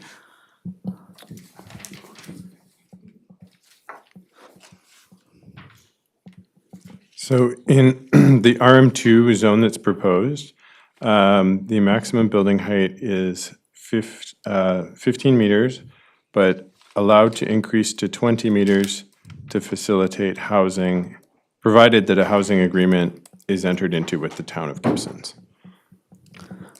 So Mayor, Deputy Mayor, that's my concern because I think there are several concerns. One is because we don't have a transition zone. We are coming from a low density to potentially 7 floors. Second, actually, our needs assessment report talks about increasing costs of building, but the houseplexes increase way less than an apartment. A houseplex has an increase of 175%, while apartments have 241. Then there's always the maintenance of apartments in the long term. When it's high, you have, we don't have to talk too much, but elevators, all the stuff that at the end of the day, it bites the people who, whether increasing rent or someone who bought the strata. So in a way, if I can finish the rationale, also, just based on what we approved today, well, it hasn't been built because of market forces, but every of the over 1,000 units that we approved so far, it fulfills all the expectation of the housing need report. And to top it off, actually, on our needs assessment report, it also talks about that people prefer ground homes. I wasn't present, but I listened the whole over an hour meetings from the mayors in Vancouver. Is still ground housing, triplexes. That's what people want. And we are trying to attract families, people that have work from home. It also says on our report. So frankly, I feel there's no need to have medium density at 4-story plus 2, that could go to 6 stories, adjacent to low density homes. So my motion, if we can concentrate in one motion at a time, my motion is just to reduce to 3 stories and don't have increases, because these are zones just facing adjacent to low density. Okay, Councillor Thompson. I'd like to second the motion. We don't have, as you noted, anything in between. And when we look at the map, you can see that there's a decent number of low density that is cornered right up to what could be potentially some big heights. So that's what I like about maintaining at that 3-story, to be able to allow us a transition between the low density and more intensive land uses that are being proposed. Councillor Kroll, any thoughts? I'm sort of hearing what Councillor D'Andretti is saying. I'm also looking at the fact that I believe the RM2 that Councillor D'Andretti is specifically concerned about is also in an area that is covered by deep development permits because of environmental sensitivity and water flows. So I'm suggesting that possibly the high density or the medium density that was suggested for these areas was to allow what could be potentially developed on these sites, that it's not going to be 6 stories to the property lines, that because of watercourses and other things covered by the DP development permits, that the footprint of whatever's built there is going to be restricted, and the setbacks from property lines would probably be significant. And I would sort of look for insight to that from staff. Sure. Director of Planning, do you want to comment on the fact that, I guess what we're hearing, that it will never be 6 stories, or the sites are tricky to develop upon? So it could be 6 stories in the medium density with that housing agreement for some kind of rental tenure, or whatever that agreement is. It could be 6 stories. There is a development permit area in that area, so they would have to work around the environmentally sensitive areas. If council wants to buffer it, or council could, change the land use designation, change the zoning, I wouldn't recommend changing the height. If council would like to see some low-density residential there, I would recommend applying that low-density zone, which is that 8.5-meter height. But the way the zones are drafted, they are drafted to grow at the higher densities. So the low density is 8.5 meters. The medium density is 15 meters to 20 meters, so 4 to 6 stories, and then the high density is 6 stories. So if the concern is about buffering a few properties, I'd recommend applying a different zoning to buffer those properties rather than changing the zone itself in the zoning bylaw. So, so the first part of it is it sounds like your motion says 3 stories. So, which, 15 meters, it's 15 meters currently, right? Is the medium density, it's 15 meters currently?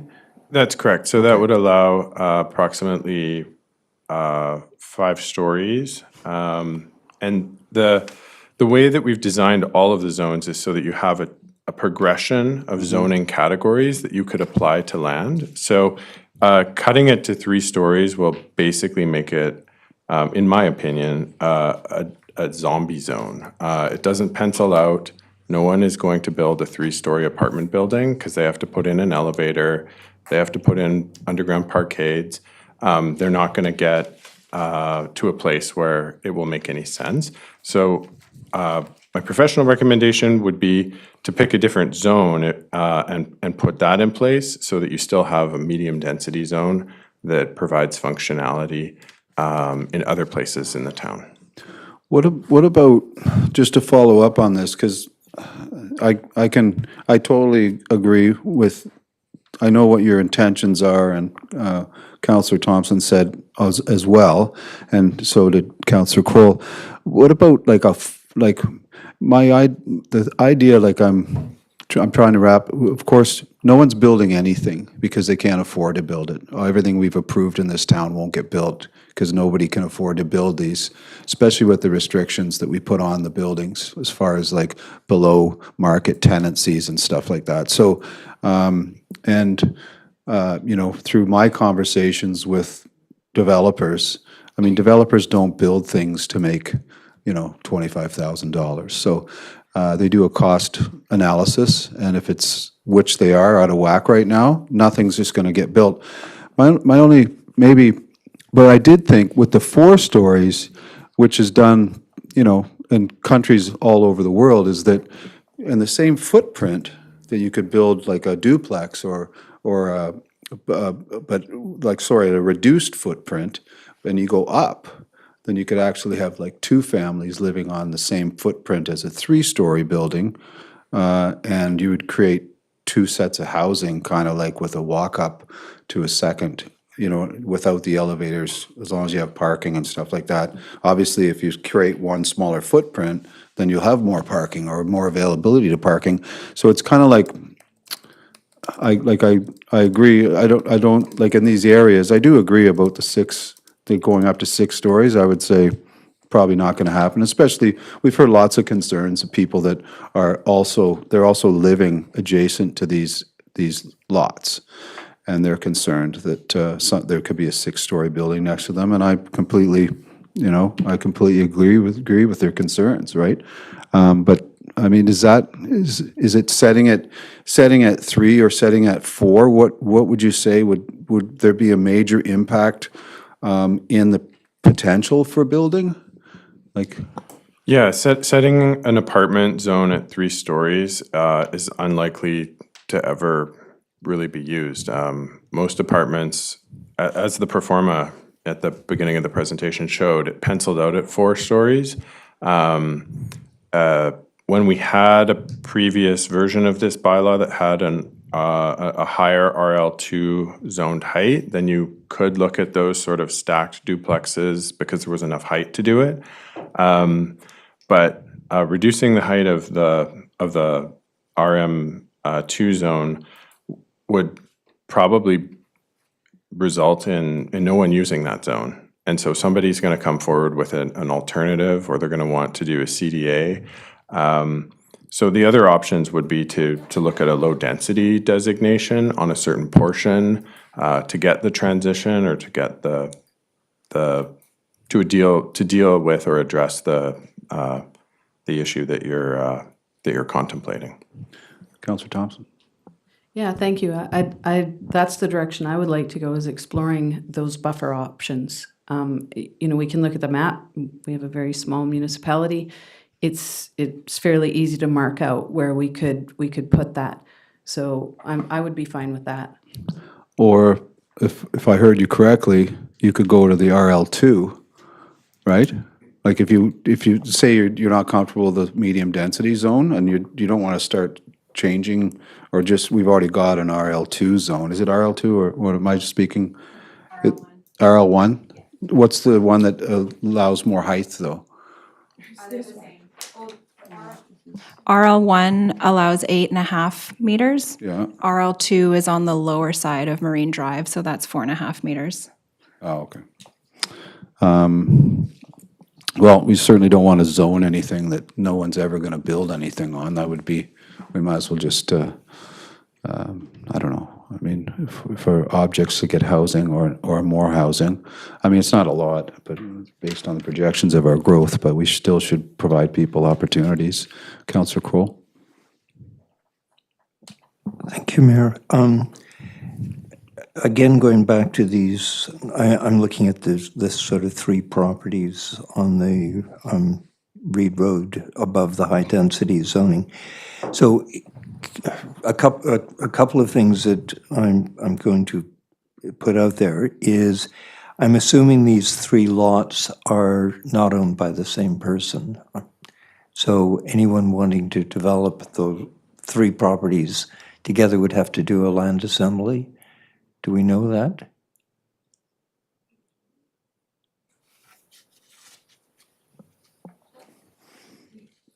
We do know. Can I share that? Yeah. Okay. Have we not, sorry to interrupt you, Director Planning, but we've heard from a developer or two on those lots already, have we not?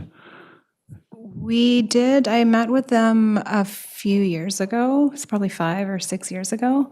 And there were, at that time, it was a pre-app meeting, so we didn't get an application. Yeah. But there was consideration of mix of commercial, high density, medium density. Councillor Kroll?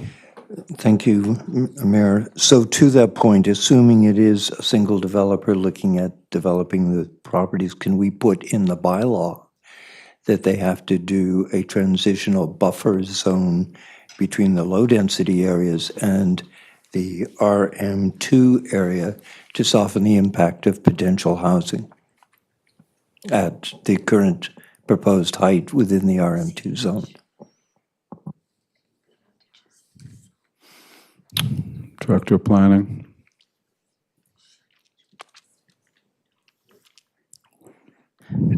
Through the deputy mayor, our recommendation would be to step the zoning. So if you wanted to apply a buffer, just if you want to apply the buffer next to the low density, just expand the low density and then make it medium to high. So somebody is going to be next to medium density. A low density will be next to medium density. That's the way the zoning is stepped. So it will affect whoever's next to it. Another option could be to apply a larger setback on certain property lines for like a site-specific larger setback for a buffer. But the way the zoning is developed is somebody is going to be next to something they might not like based on where the land uses are. Councillor DeAndre? Okay. There's a lot of things in, that's why I want to focus in motion 1. Councilor Crowe mentioned on motion 2, which is going to high density. And yes, there's a concern for the buffer zone, 100%. But there's also, for example, my understanding is, and correct me if I'm wrong, if you have 4 stories, you have to have an elevator. Am I correct? And then what people want, families, they want townhouses if they can, obviously. If they cannot afford, then they may go to a small, tiny apartment. But my understanding is there's a huge demand for townhouses, triplexes. And we have beautiful triplexes. They are all, there's everybody living there. So I don't understand if people come to the coast to have a more laid-back life, and if they might not be able to buy in Vancouver a $2 million townhouse, but they might be able to buy here a townhouse that is cheaper than a single lot and have a family. Why we are saying we don't want townhomes, but like triplexes? Why we are just going straight to 4 and with possibility to go 6? And on a high density, we go 6 and get to 8. I mean, we don't even need this density right now, based on our studies on the complete community assessment. We already, even on the aggressive growth, the current zoning can fulfill all the expectations of the aggressive growth. And then we have the issue, obviously, of water license. So aggressive growth would take us to 13, 14, 15,000 people with the current zoning, and we don't even have the water license for that. And even the projection that it is on the housing needs assessment, in 2041, we're going to get to less than 7,000 people. So I think is a 2045, 41. 2045. 7,000 people. I have all the I think information it's here. 6,146 people or something. Exactly, close to 7,000 people. So Closer to 6. No. 61 something. That was Okay. the number. So yeah. not even 7, but I'm pushing 7. Let's So- not get in. I don't want to get into the water talk because then it brings all. We got to stick But with. that's exactly, we are. Believe me, no one's. And is it possible to bring the slide that I wanted to show? And this is a slide on our report where we are basing the OCP, please. And I believe there was a question that was asked, Councillor DeAndrade. Can I respond to it? Sure. Yeah, absolutely. So you asked a question about elevators. Yes, they're required at 3 stories and above. But I was also just thinking about if the concern is about having additional space beside low-density residential when it transitions to RM2, we could look at inserting a requirement for a larger setback. That is a feature that exists in some of your existing medium density zones, and that would give more breathing room between a medium density site and a low density residential site. Deputy Mayor, can I bring this to start with? And then another point, we are not fulfilling the needs of the families. Families, either they would have to live in a single lot if they have money, no problem, or they have to be in an apartment on a 2 or 4 stories. It doesn't make sense. Where are we getting out? Where are we housing our families? A person who has, both parents work, they have 3 kids, they want a townhouse. They don't want to be living in an apartment. And then a townhouse, it's not necessary to have an elevator, which really increase costs. So I don't think all this math is being done, frankly. And I would love to have, if I may, page 34 and page 35 of the complete community assessment, if it's possible. What you wanted up on the board? Yeah, so we can see what. I'll ask the director of planning. Is that possible? Are you ready? It is possible. Okay. I can pull it up. And I'm really hoping we're not arguing over apartment buildings or townhouses. I mean, it's more of we're talking about height is more than anything, are we not? Like stories equal height, like, it's like 15 meters. That's why I don't know, like how many, if 15 meters is, and I guess I can understand what you're saying is because when you drive around in all these communities, that are building developments of smaller scale, but housing more people, they might not be six floors. I kind of agree with that, like the 6 stories it seems a little bit much, but I mean, you don't want to pigeonhole yourself into an area where people aren't going to be developing homes either. So that's the struggle we're finding right now, but. And then we don't have 3 stories. We don't have Either you live in a house that is up to 2. So there's a couple of issues there. Like, when it comes to townhouses, and they are popular, they can be constructed in the RL1 zone, so the yellow spaces. So if that's, like, this is the opportunity right now is to paint this map differently. That was kind of why I worked that into the presentation. So if there's a desire to change the designation of one of these sites, that's one way. We could make it RL1, and then, townhouses and multiplexes and small-scale multi-unit housing is what happens there. The other alternative would be to make an amendment to the RM2 medium-density zone to provide a bigger setback when it's abutting a low-density development, which would give you more space and more privacy and create, more sunlight access.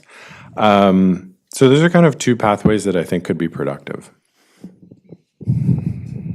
Councillor Kroll. Thank you, Mayor.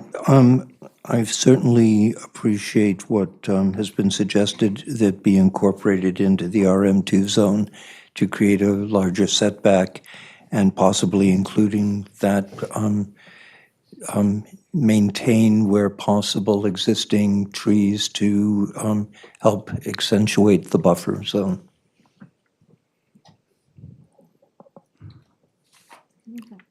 I think she's, Director of Planning's pulling it up. Are you pulling that up? Sorry. So Deputy Mayor, my concern is we don't have a transition. We will either have the low density to story, and then the next option, it's just a 4-story going to 6. Yeah, I think that's what we're gonna. But even with the setback, even with a setback, we don't have a middle option. And we are talking about Gibsons. We're not talking about Vancouver or a big city. People come here to escape the high rises. These are the population of Gibsons. So I don't really understand why we are going. Could I ask a question? Sorry, from the Director of Planning. Like, when was this report that Councillor DeAndretti's referring to? When was this commissioned, this report? It was this year. Just because the picture at the front was from 2002, so I was hoping it's just, We completed this year, I believe. all right. So I urge councilors to read the report because it's a really good one.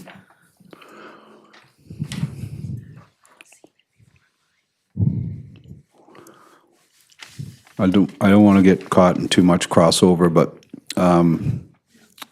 Page 34. it doesn't sound like, I think what Colton's saying is that if you'd like to paint it a different color, then just paint it a different color. Like, instead of putting all these conditions in, the one condition being a setback, but if that's not what you want, if that's not what council wants, then just paint it yellow.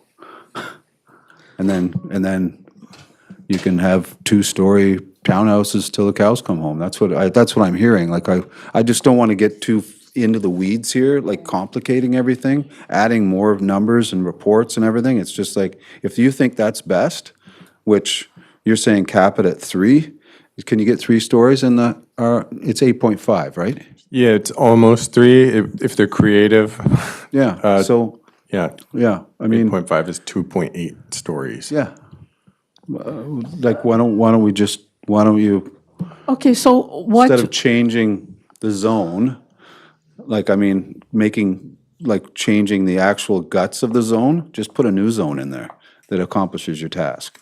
You know what I'm saying? Oh, that's fine, but there's a lot of areas that I think would benefit from having, and that's what we are hearing. I mean, right now You there's. can get a 2-townhouse in RL1, right?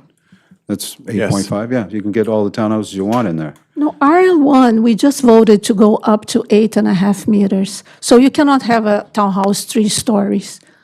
You can't? No. It would require what I would call, one floor will probably be shorter than another, but it's close, 8.5. So you're stuck on 3 stories.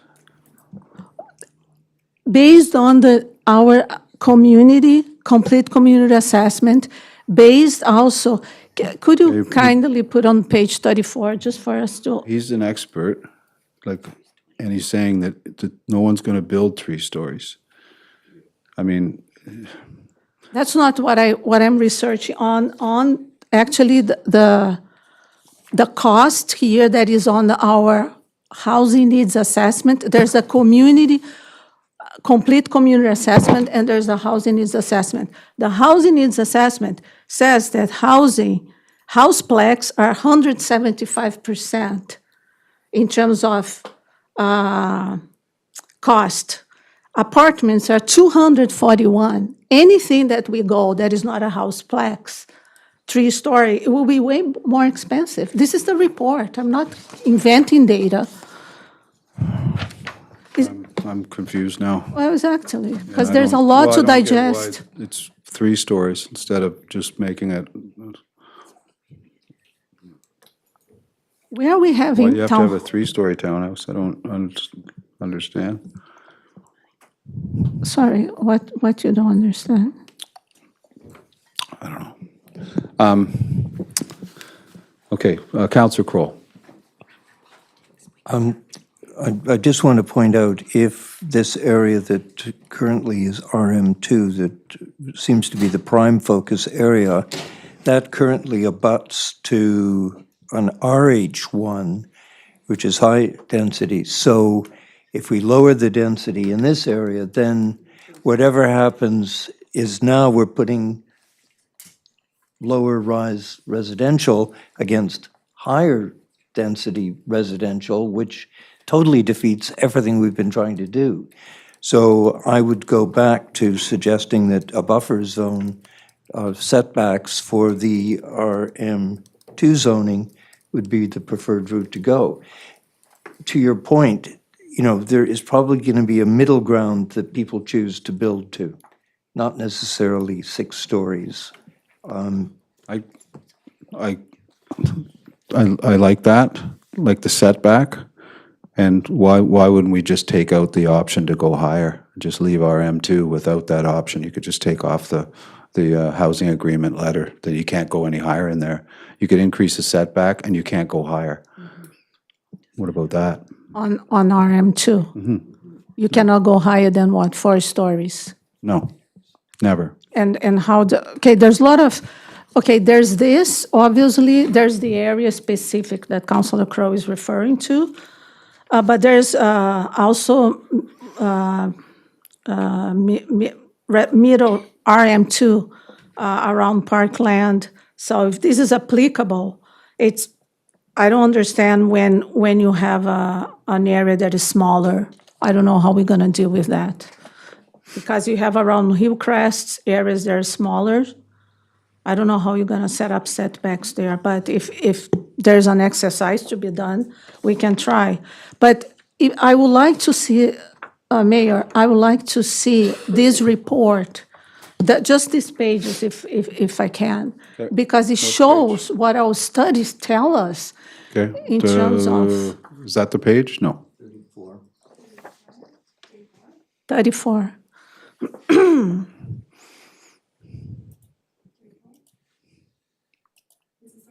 34. This is page 34? Yeah, and page 34, one's beside the other.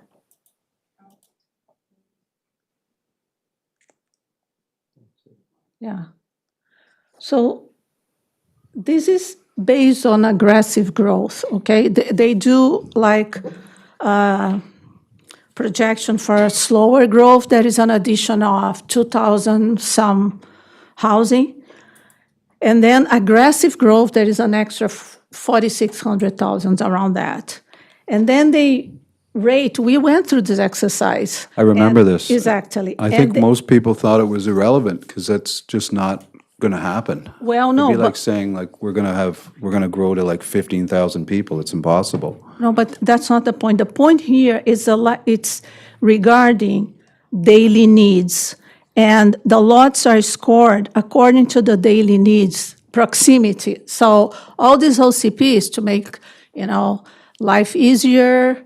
And look at the red, it's the 0 to 5 score. So we are choosing to densify an area that has the lowest score. So why do we go through an exercise of having scores to come back to high density in an area that has a low score? Also transportation, which is the next slide, please. The super low score for transportation. Also, this is an environmental sensitive area, which is a wetlands with many water courses. I don't understand, why are we densifying this area? Half it's medium density, the other half is high density. High density would allow 8 stories. For what? Knowing that apartments with elevators have a huge cost for development. So I'm sorry, I don't see what people want. All the studies that I have been doing based on documentation that the town is using to update the OCP, based on conversations in Metro Vancouver, which in terms of price and needs, it's actually in Gibsons, people would even prefer living in a house, because if you live in the city, you may come, so. It's defeating the purpose of housing needs. Single-family homes, I think, is the wrong way to start pushing towards. Colton? Yeah, to Councillor DeAndretti's comment around complete communities, we actually did think about this, and so in the RM2 and the RMH zone, we've allowed for the opportunity for food and beverage and retail uses to help make a more complete community. The size of them is limited to being an accessory use, so that they're like scaled to be appropriate to the neighborhood, but they help provide that more complete community. So this is sort of a proactive planning approach to make sure that as these sites are redeveloped, there is an opportunity to make them more complete. Yeah, and I kind of question the fact that, I mean, it's pretty close to the park, and, I mean, it's the last time I looked, London Drugs and Super Value and the liquor store right there, but, and the community center. So I think the location for medium or high density is probably pretty good. Okay, but we have to move on. We have to do something. So, Councillor Kroll's made some suggestions to kind of amend your motion.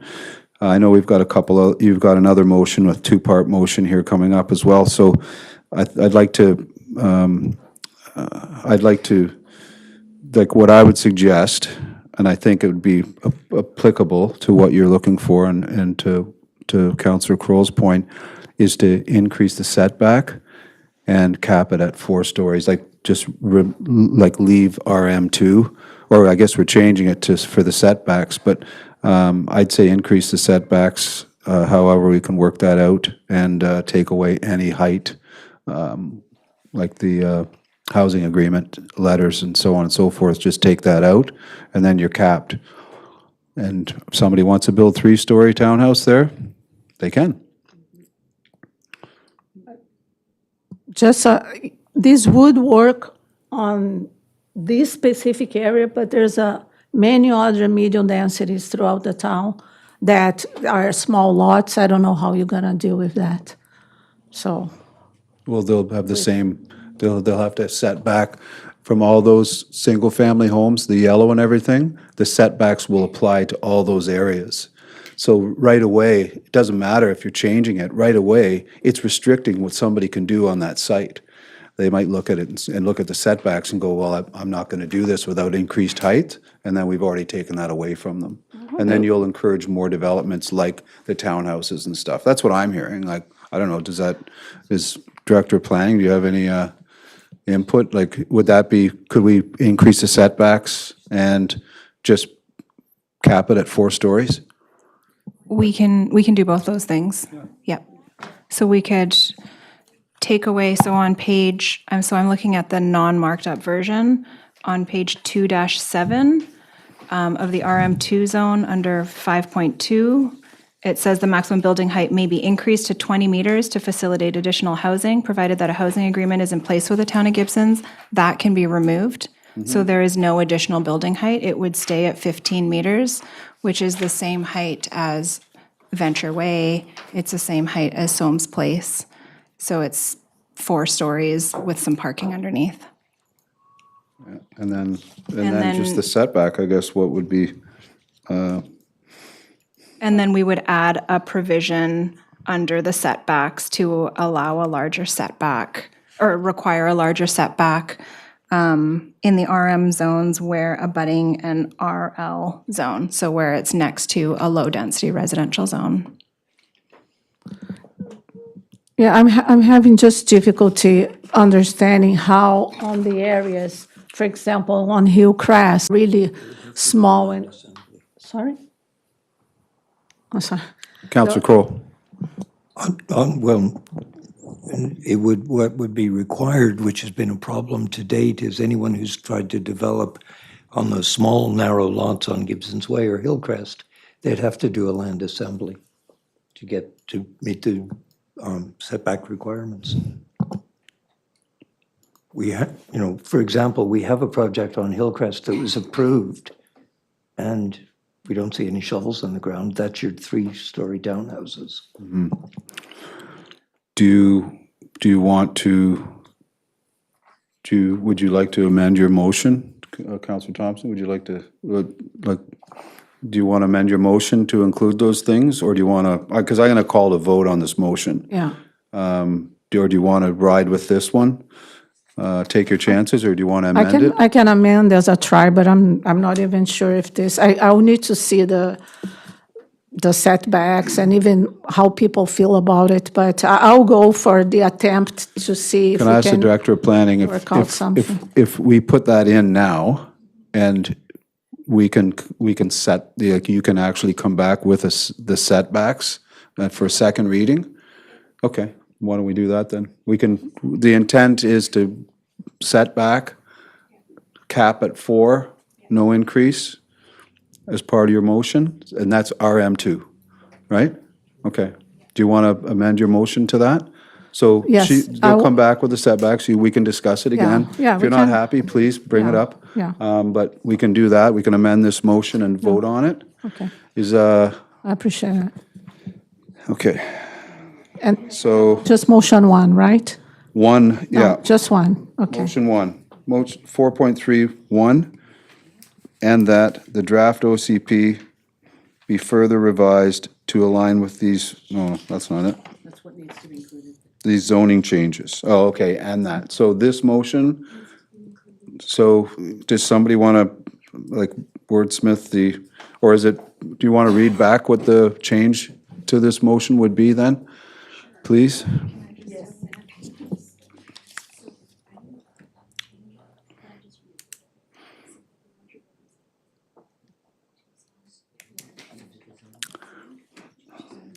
Yeah, you might find that the setbacks will be the same as a higher density building. That's what you might decide to go with. You know what I'm saying?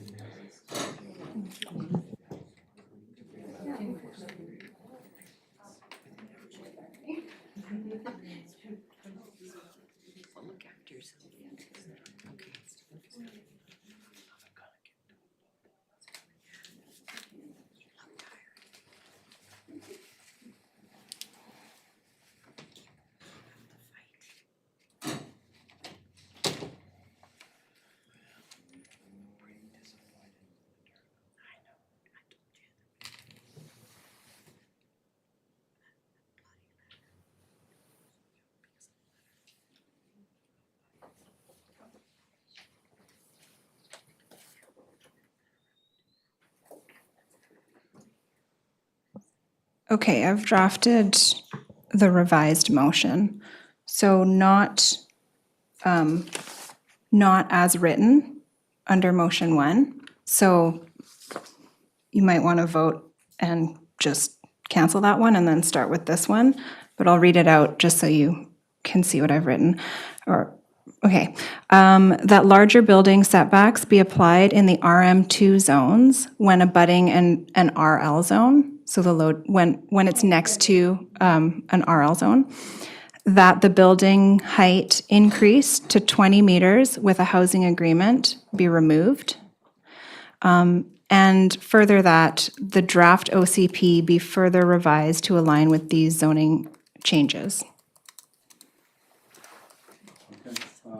Okay, so there's, your first motion's actually on the table, if it is correct, yep. So I'm going to call that, the non-revised first motion to vote.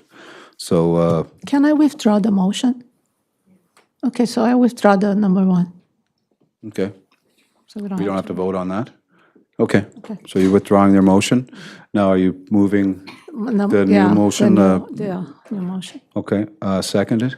Counselor Kroll, all in favor? Okay, all right. Thank you. Yeah, you're welcome. All right, motion 2. Do you want to speak to motion 2? Yeah, do you want to speak to this motion before we vote on it? Yes, I think the motion can remain the same. So it would allow maximum of 4, and under an agreement, it would allow to 6. We don't really need to go to 8 floors or anything like that. We don't even have capacity for the fire hall. Last report from the fire department, for one building, they need 44 firefighters, around that, or 43. Can you imagine to have over 40 firefighters for one call? That means you have to have all these people on call. We don't even have the capacity at this point. And they are trying to buy a truck. They are trying to buy things that it's going to already increase our taxes. So I think it's sensible to remain the same. And in this case, it could be applied if there's an agreement, more height. But I would like also to amend to consider buffer zones when it's close to residences. So the motion remains the same with the addition of applying a buffer zone adjacent to RM2 and RL1.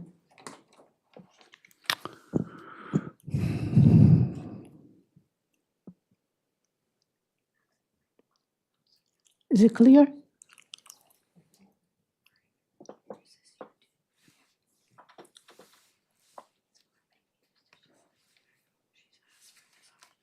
No. Are you capping the height at 4 stories? Okay, so, But if agreement if we reach an agreement for more affordable housing, we would extend to 5 or 6. okay, there's a lot to unpack here.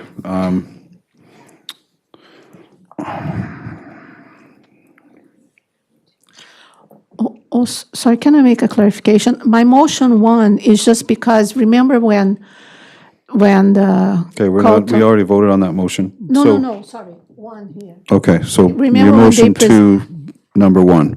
Yeah, these are just the ones that we are looking and we say accept. When Colton presented, remember he had all the heights are 16 except for, and he gave a bunch of properties. So this is just the accept that have been already adjusted.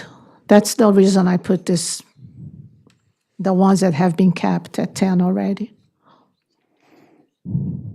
So, Director of Planning,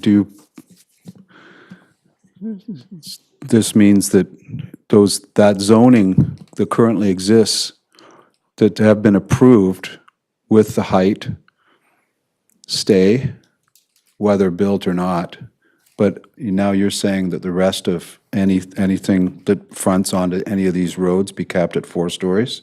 Is that what you're saying? All the height. You're removing, why wouldn't you just put it into a different zone?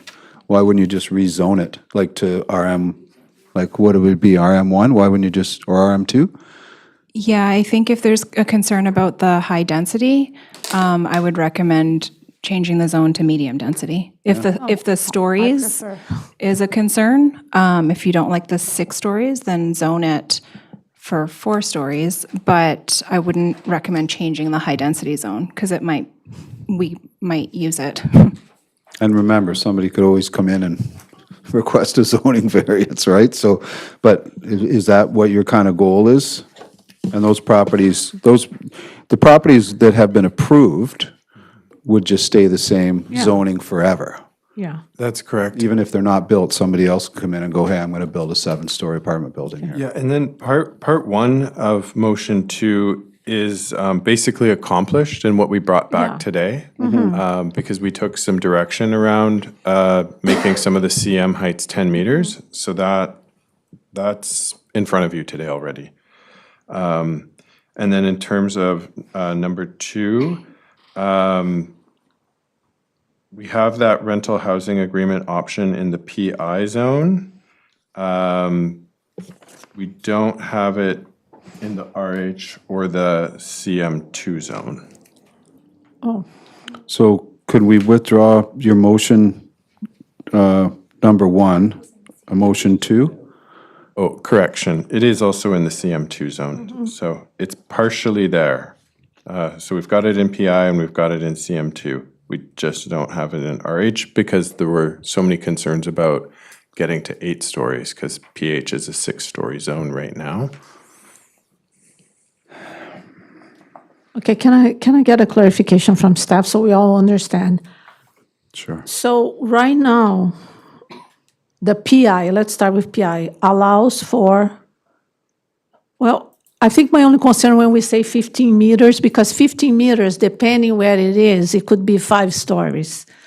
And so that's why I'm trying to cap in stories, because in the negotiation, if it's 5, they would ask for 7. If it's 4, they would, so I'm just trying to cap in stories. So right now, my understanding is PI can go to 4 or 5. Right now, the PI1 is capped at 9 meters, which is about 3 stories.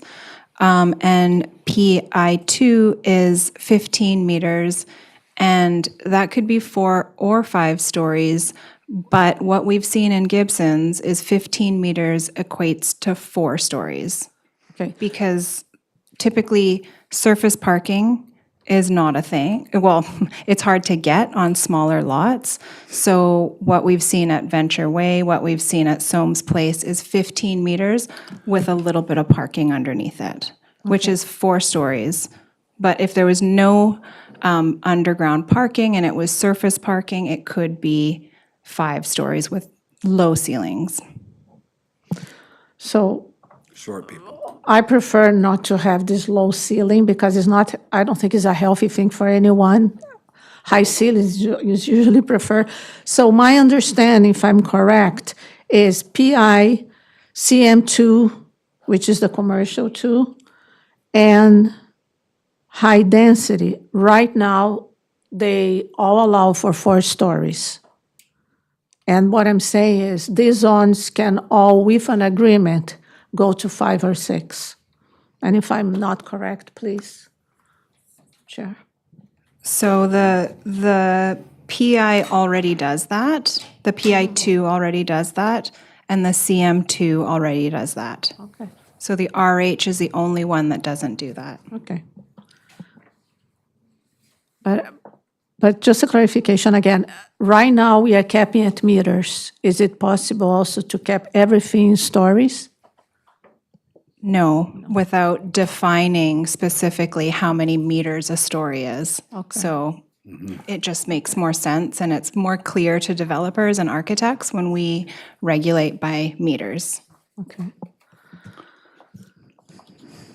So I'm concerned that. So can we go, 1 second, can we go back, because can we take care of the first part of this motion, number 1? Because I heard from Colton that it's already been accomplished. Can you withdraw that part of your motion then? Okay, so Councilor DeAndrade's withdrawing motion 2, part 1. And then part 2, so now we're dealing with part 2. You want these zones, I think my goal here, Deputy Mayor, is to cap, so if we increase, we go maximum 6. Okay, but you put P1, but it's P1, 2, right? P1, 2, sorry, yeah. Okay. And then RH1 doesn't even include that yet, as they've said. Right? RH1 does not include a maximum adding stories with a housing agreement, does it? That's correct. No, it doesn't. It does.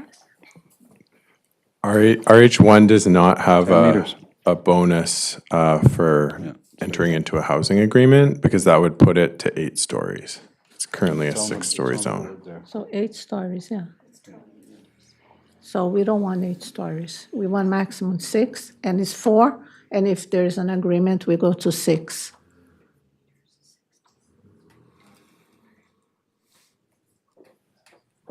What I'm hearing is that you're wanting to cap the building height at 4 stories across Gibsons.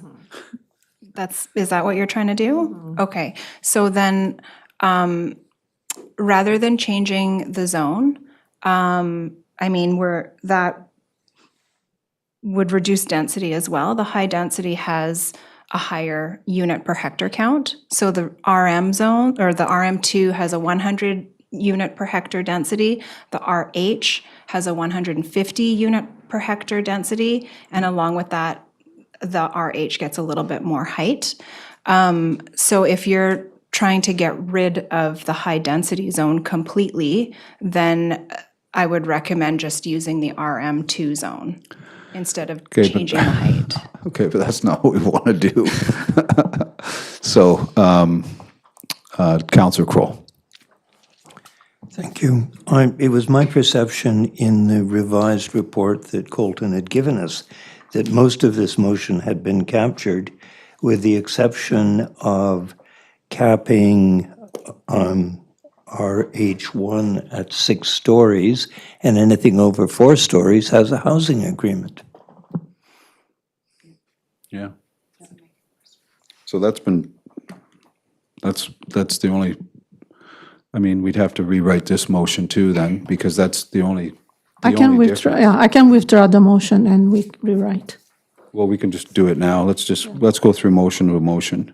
So why don't we, because that's already been capped at 6 stories.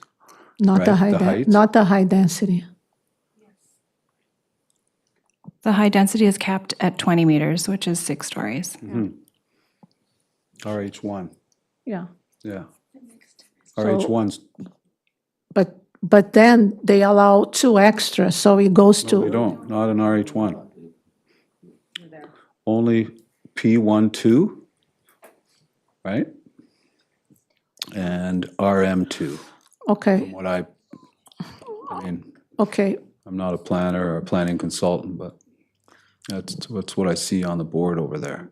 Okay, so if there's no agreement, my concern is we're not getting anything. What incentive developers would have to go from 4 to 6? They want? We discussed this during the report, like the density bonusing and stuff like that, community amenities.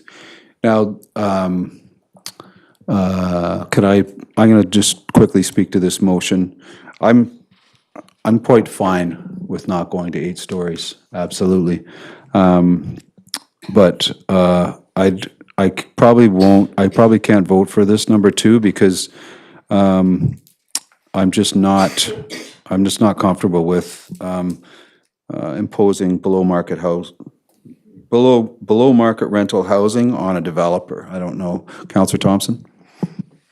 Thank you. It was at the risk of adding more complexity to this. I wanted to hear back the definition that we were using as housing agreement.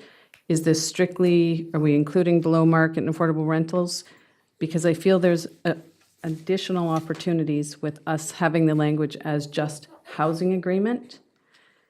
We can add provisions for institution employee housing or housing for VCH as those needs arise. So I just wanted to get a relay of what was mentioned earlier and see if it aligns with that recommendation.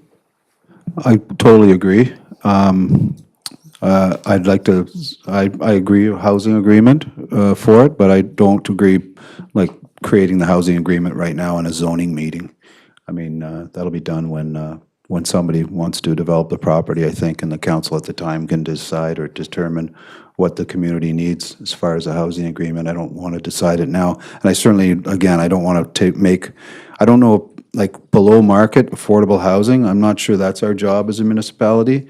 We can help with it, as we've done at Shaw Road by donating land, paying out from our affordable housing fund, but that's more of a BC government, federal, provincial kind of mandate than municipality. But we can get housing agreements, I agree with that, and we can work at those at the time that we do the housing agreement. But I think it should be attached to it for sure, for the increase in height, yeah. Sure. So I'm not sure, I mean, from the point of the Councillor Thompson, which I agree, how are we incentivizing someone that we already telling, you can build 6 stories? How can we get a housing agreement if there's no caveat? If we say 4, and if you like to increase, then we have an agreement, then we negotiate what we need. That's why the goal of capping at 4, and is if you want, in this zone, you can go higher, but you need a housing agreement. And I think that fulfills a need that the town has. But if we give 6, so what's the point knowing that a 6-story building, it's costly down the line for the owners because the maintenance is way bigger than a 4-story for the reasons. The philosophy that we constructed the zoning bylaw with was, again, sort of that progression of heights. So, and you've just taken away the opportunity to increase the 4-story through a housing agreement.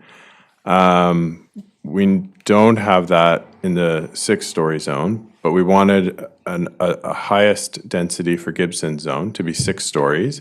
The Residents' Assembly talked about it being 8.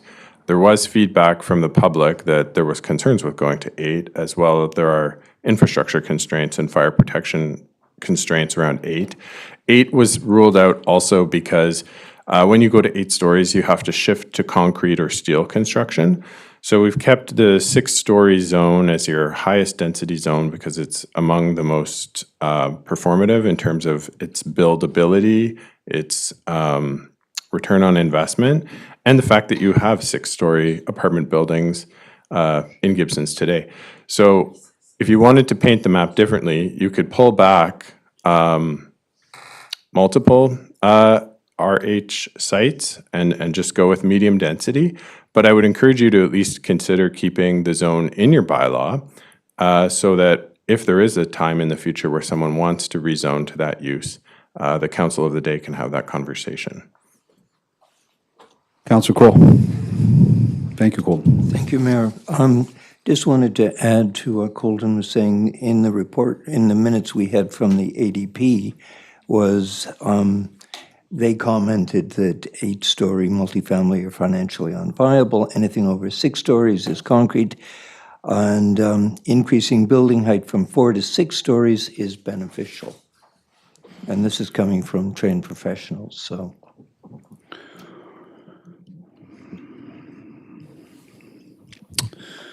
Okay, well, that's pretty good discussion. I guess we can put this, your motion to vote now. Yeah. Has it been moved or seconded? The second part of your motion, has it been moved or seconded? I'm assuming Dr. Councilor D'Andretti has moved it, it has not been seconded, and I'm unclear as to exactly what motion is on the table. Motion to, part 2. Motion 1, she withdrew. Motion 2, part 1, she's withdrawn. We're now going to vote on motion 2, part 2. As written, yeah. It's been moved but not seconded. Okay, Do I have a seconder? sorry.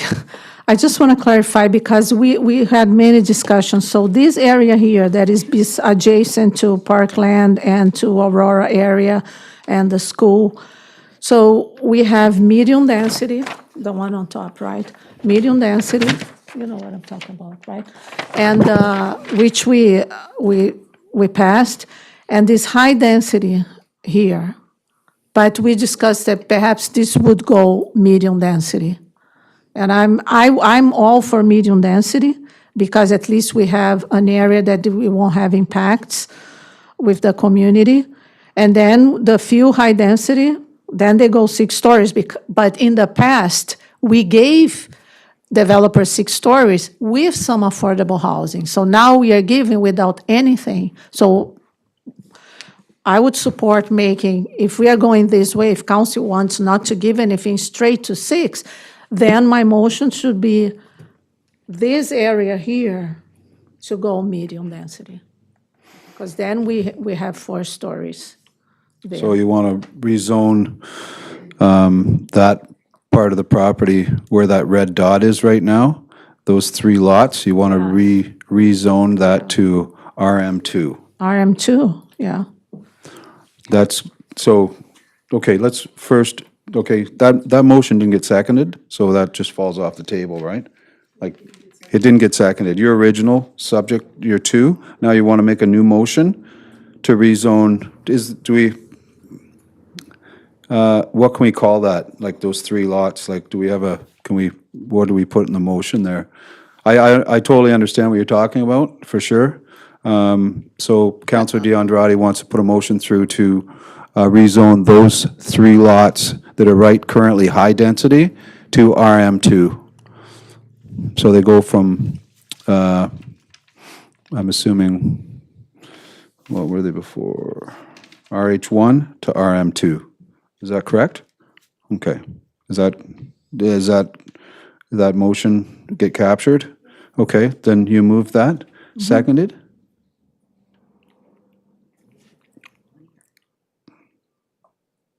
Seconded? Okay. Now I'm going to call it to vote. All in favor? Opposed? Okay. Opposed, Councillor Kroll. All right. Motion 3.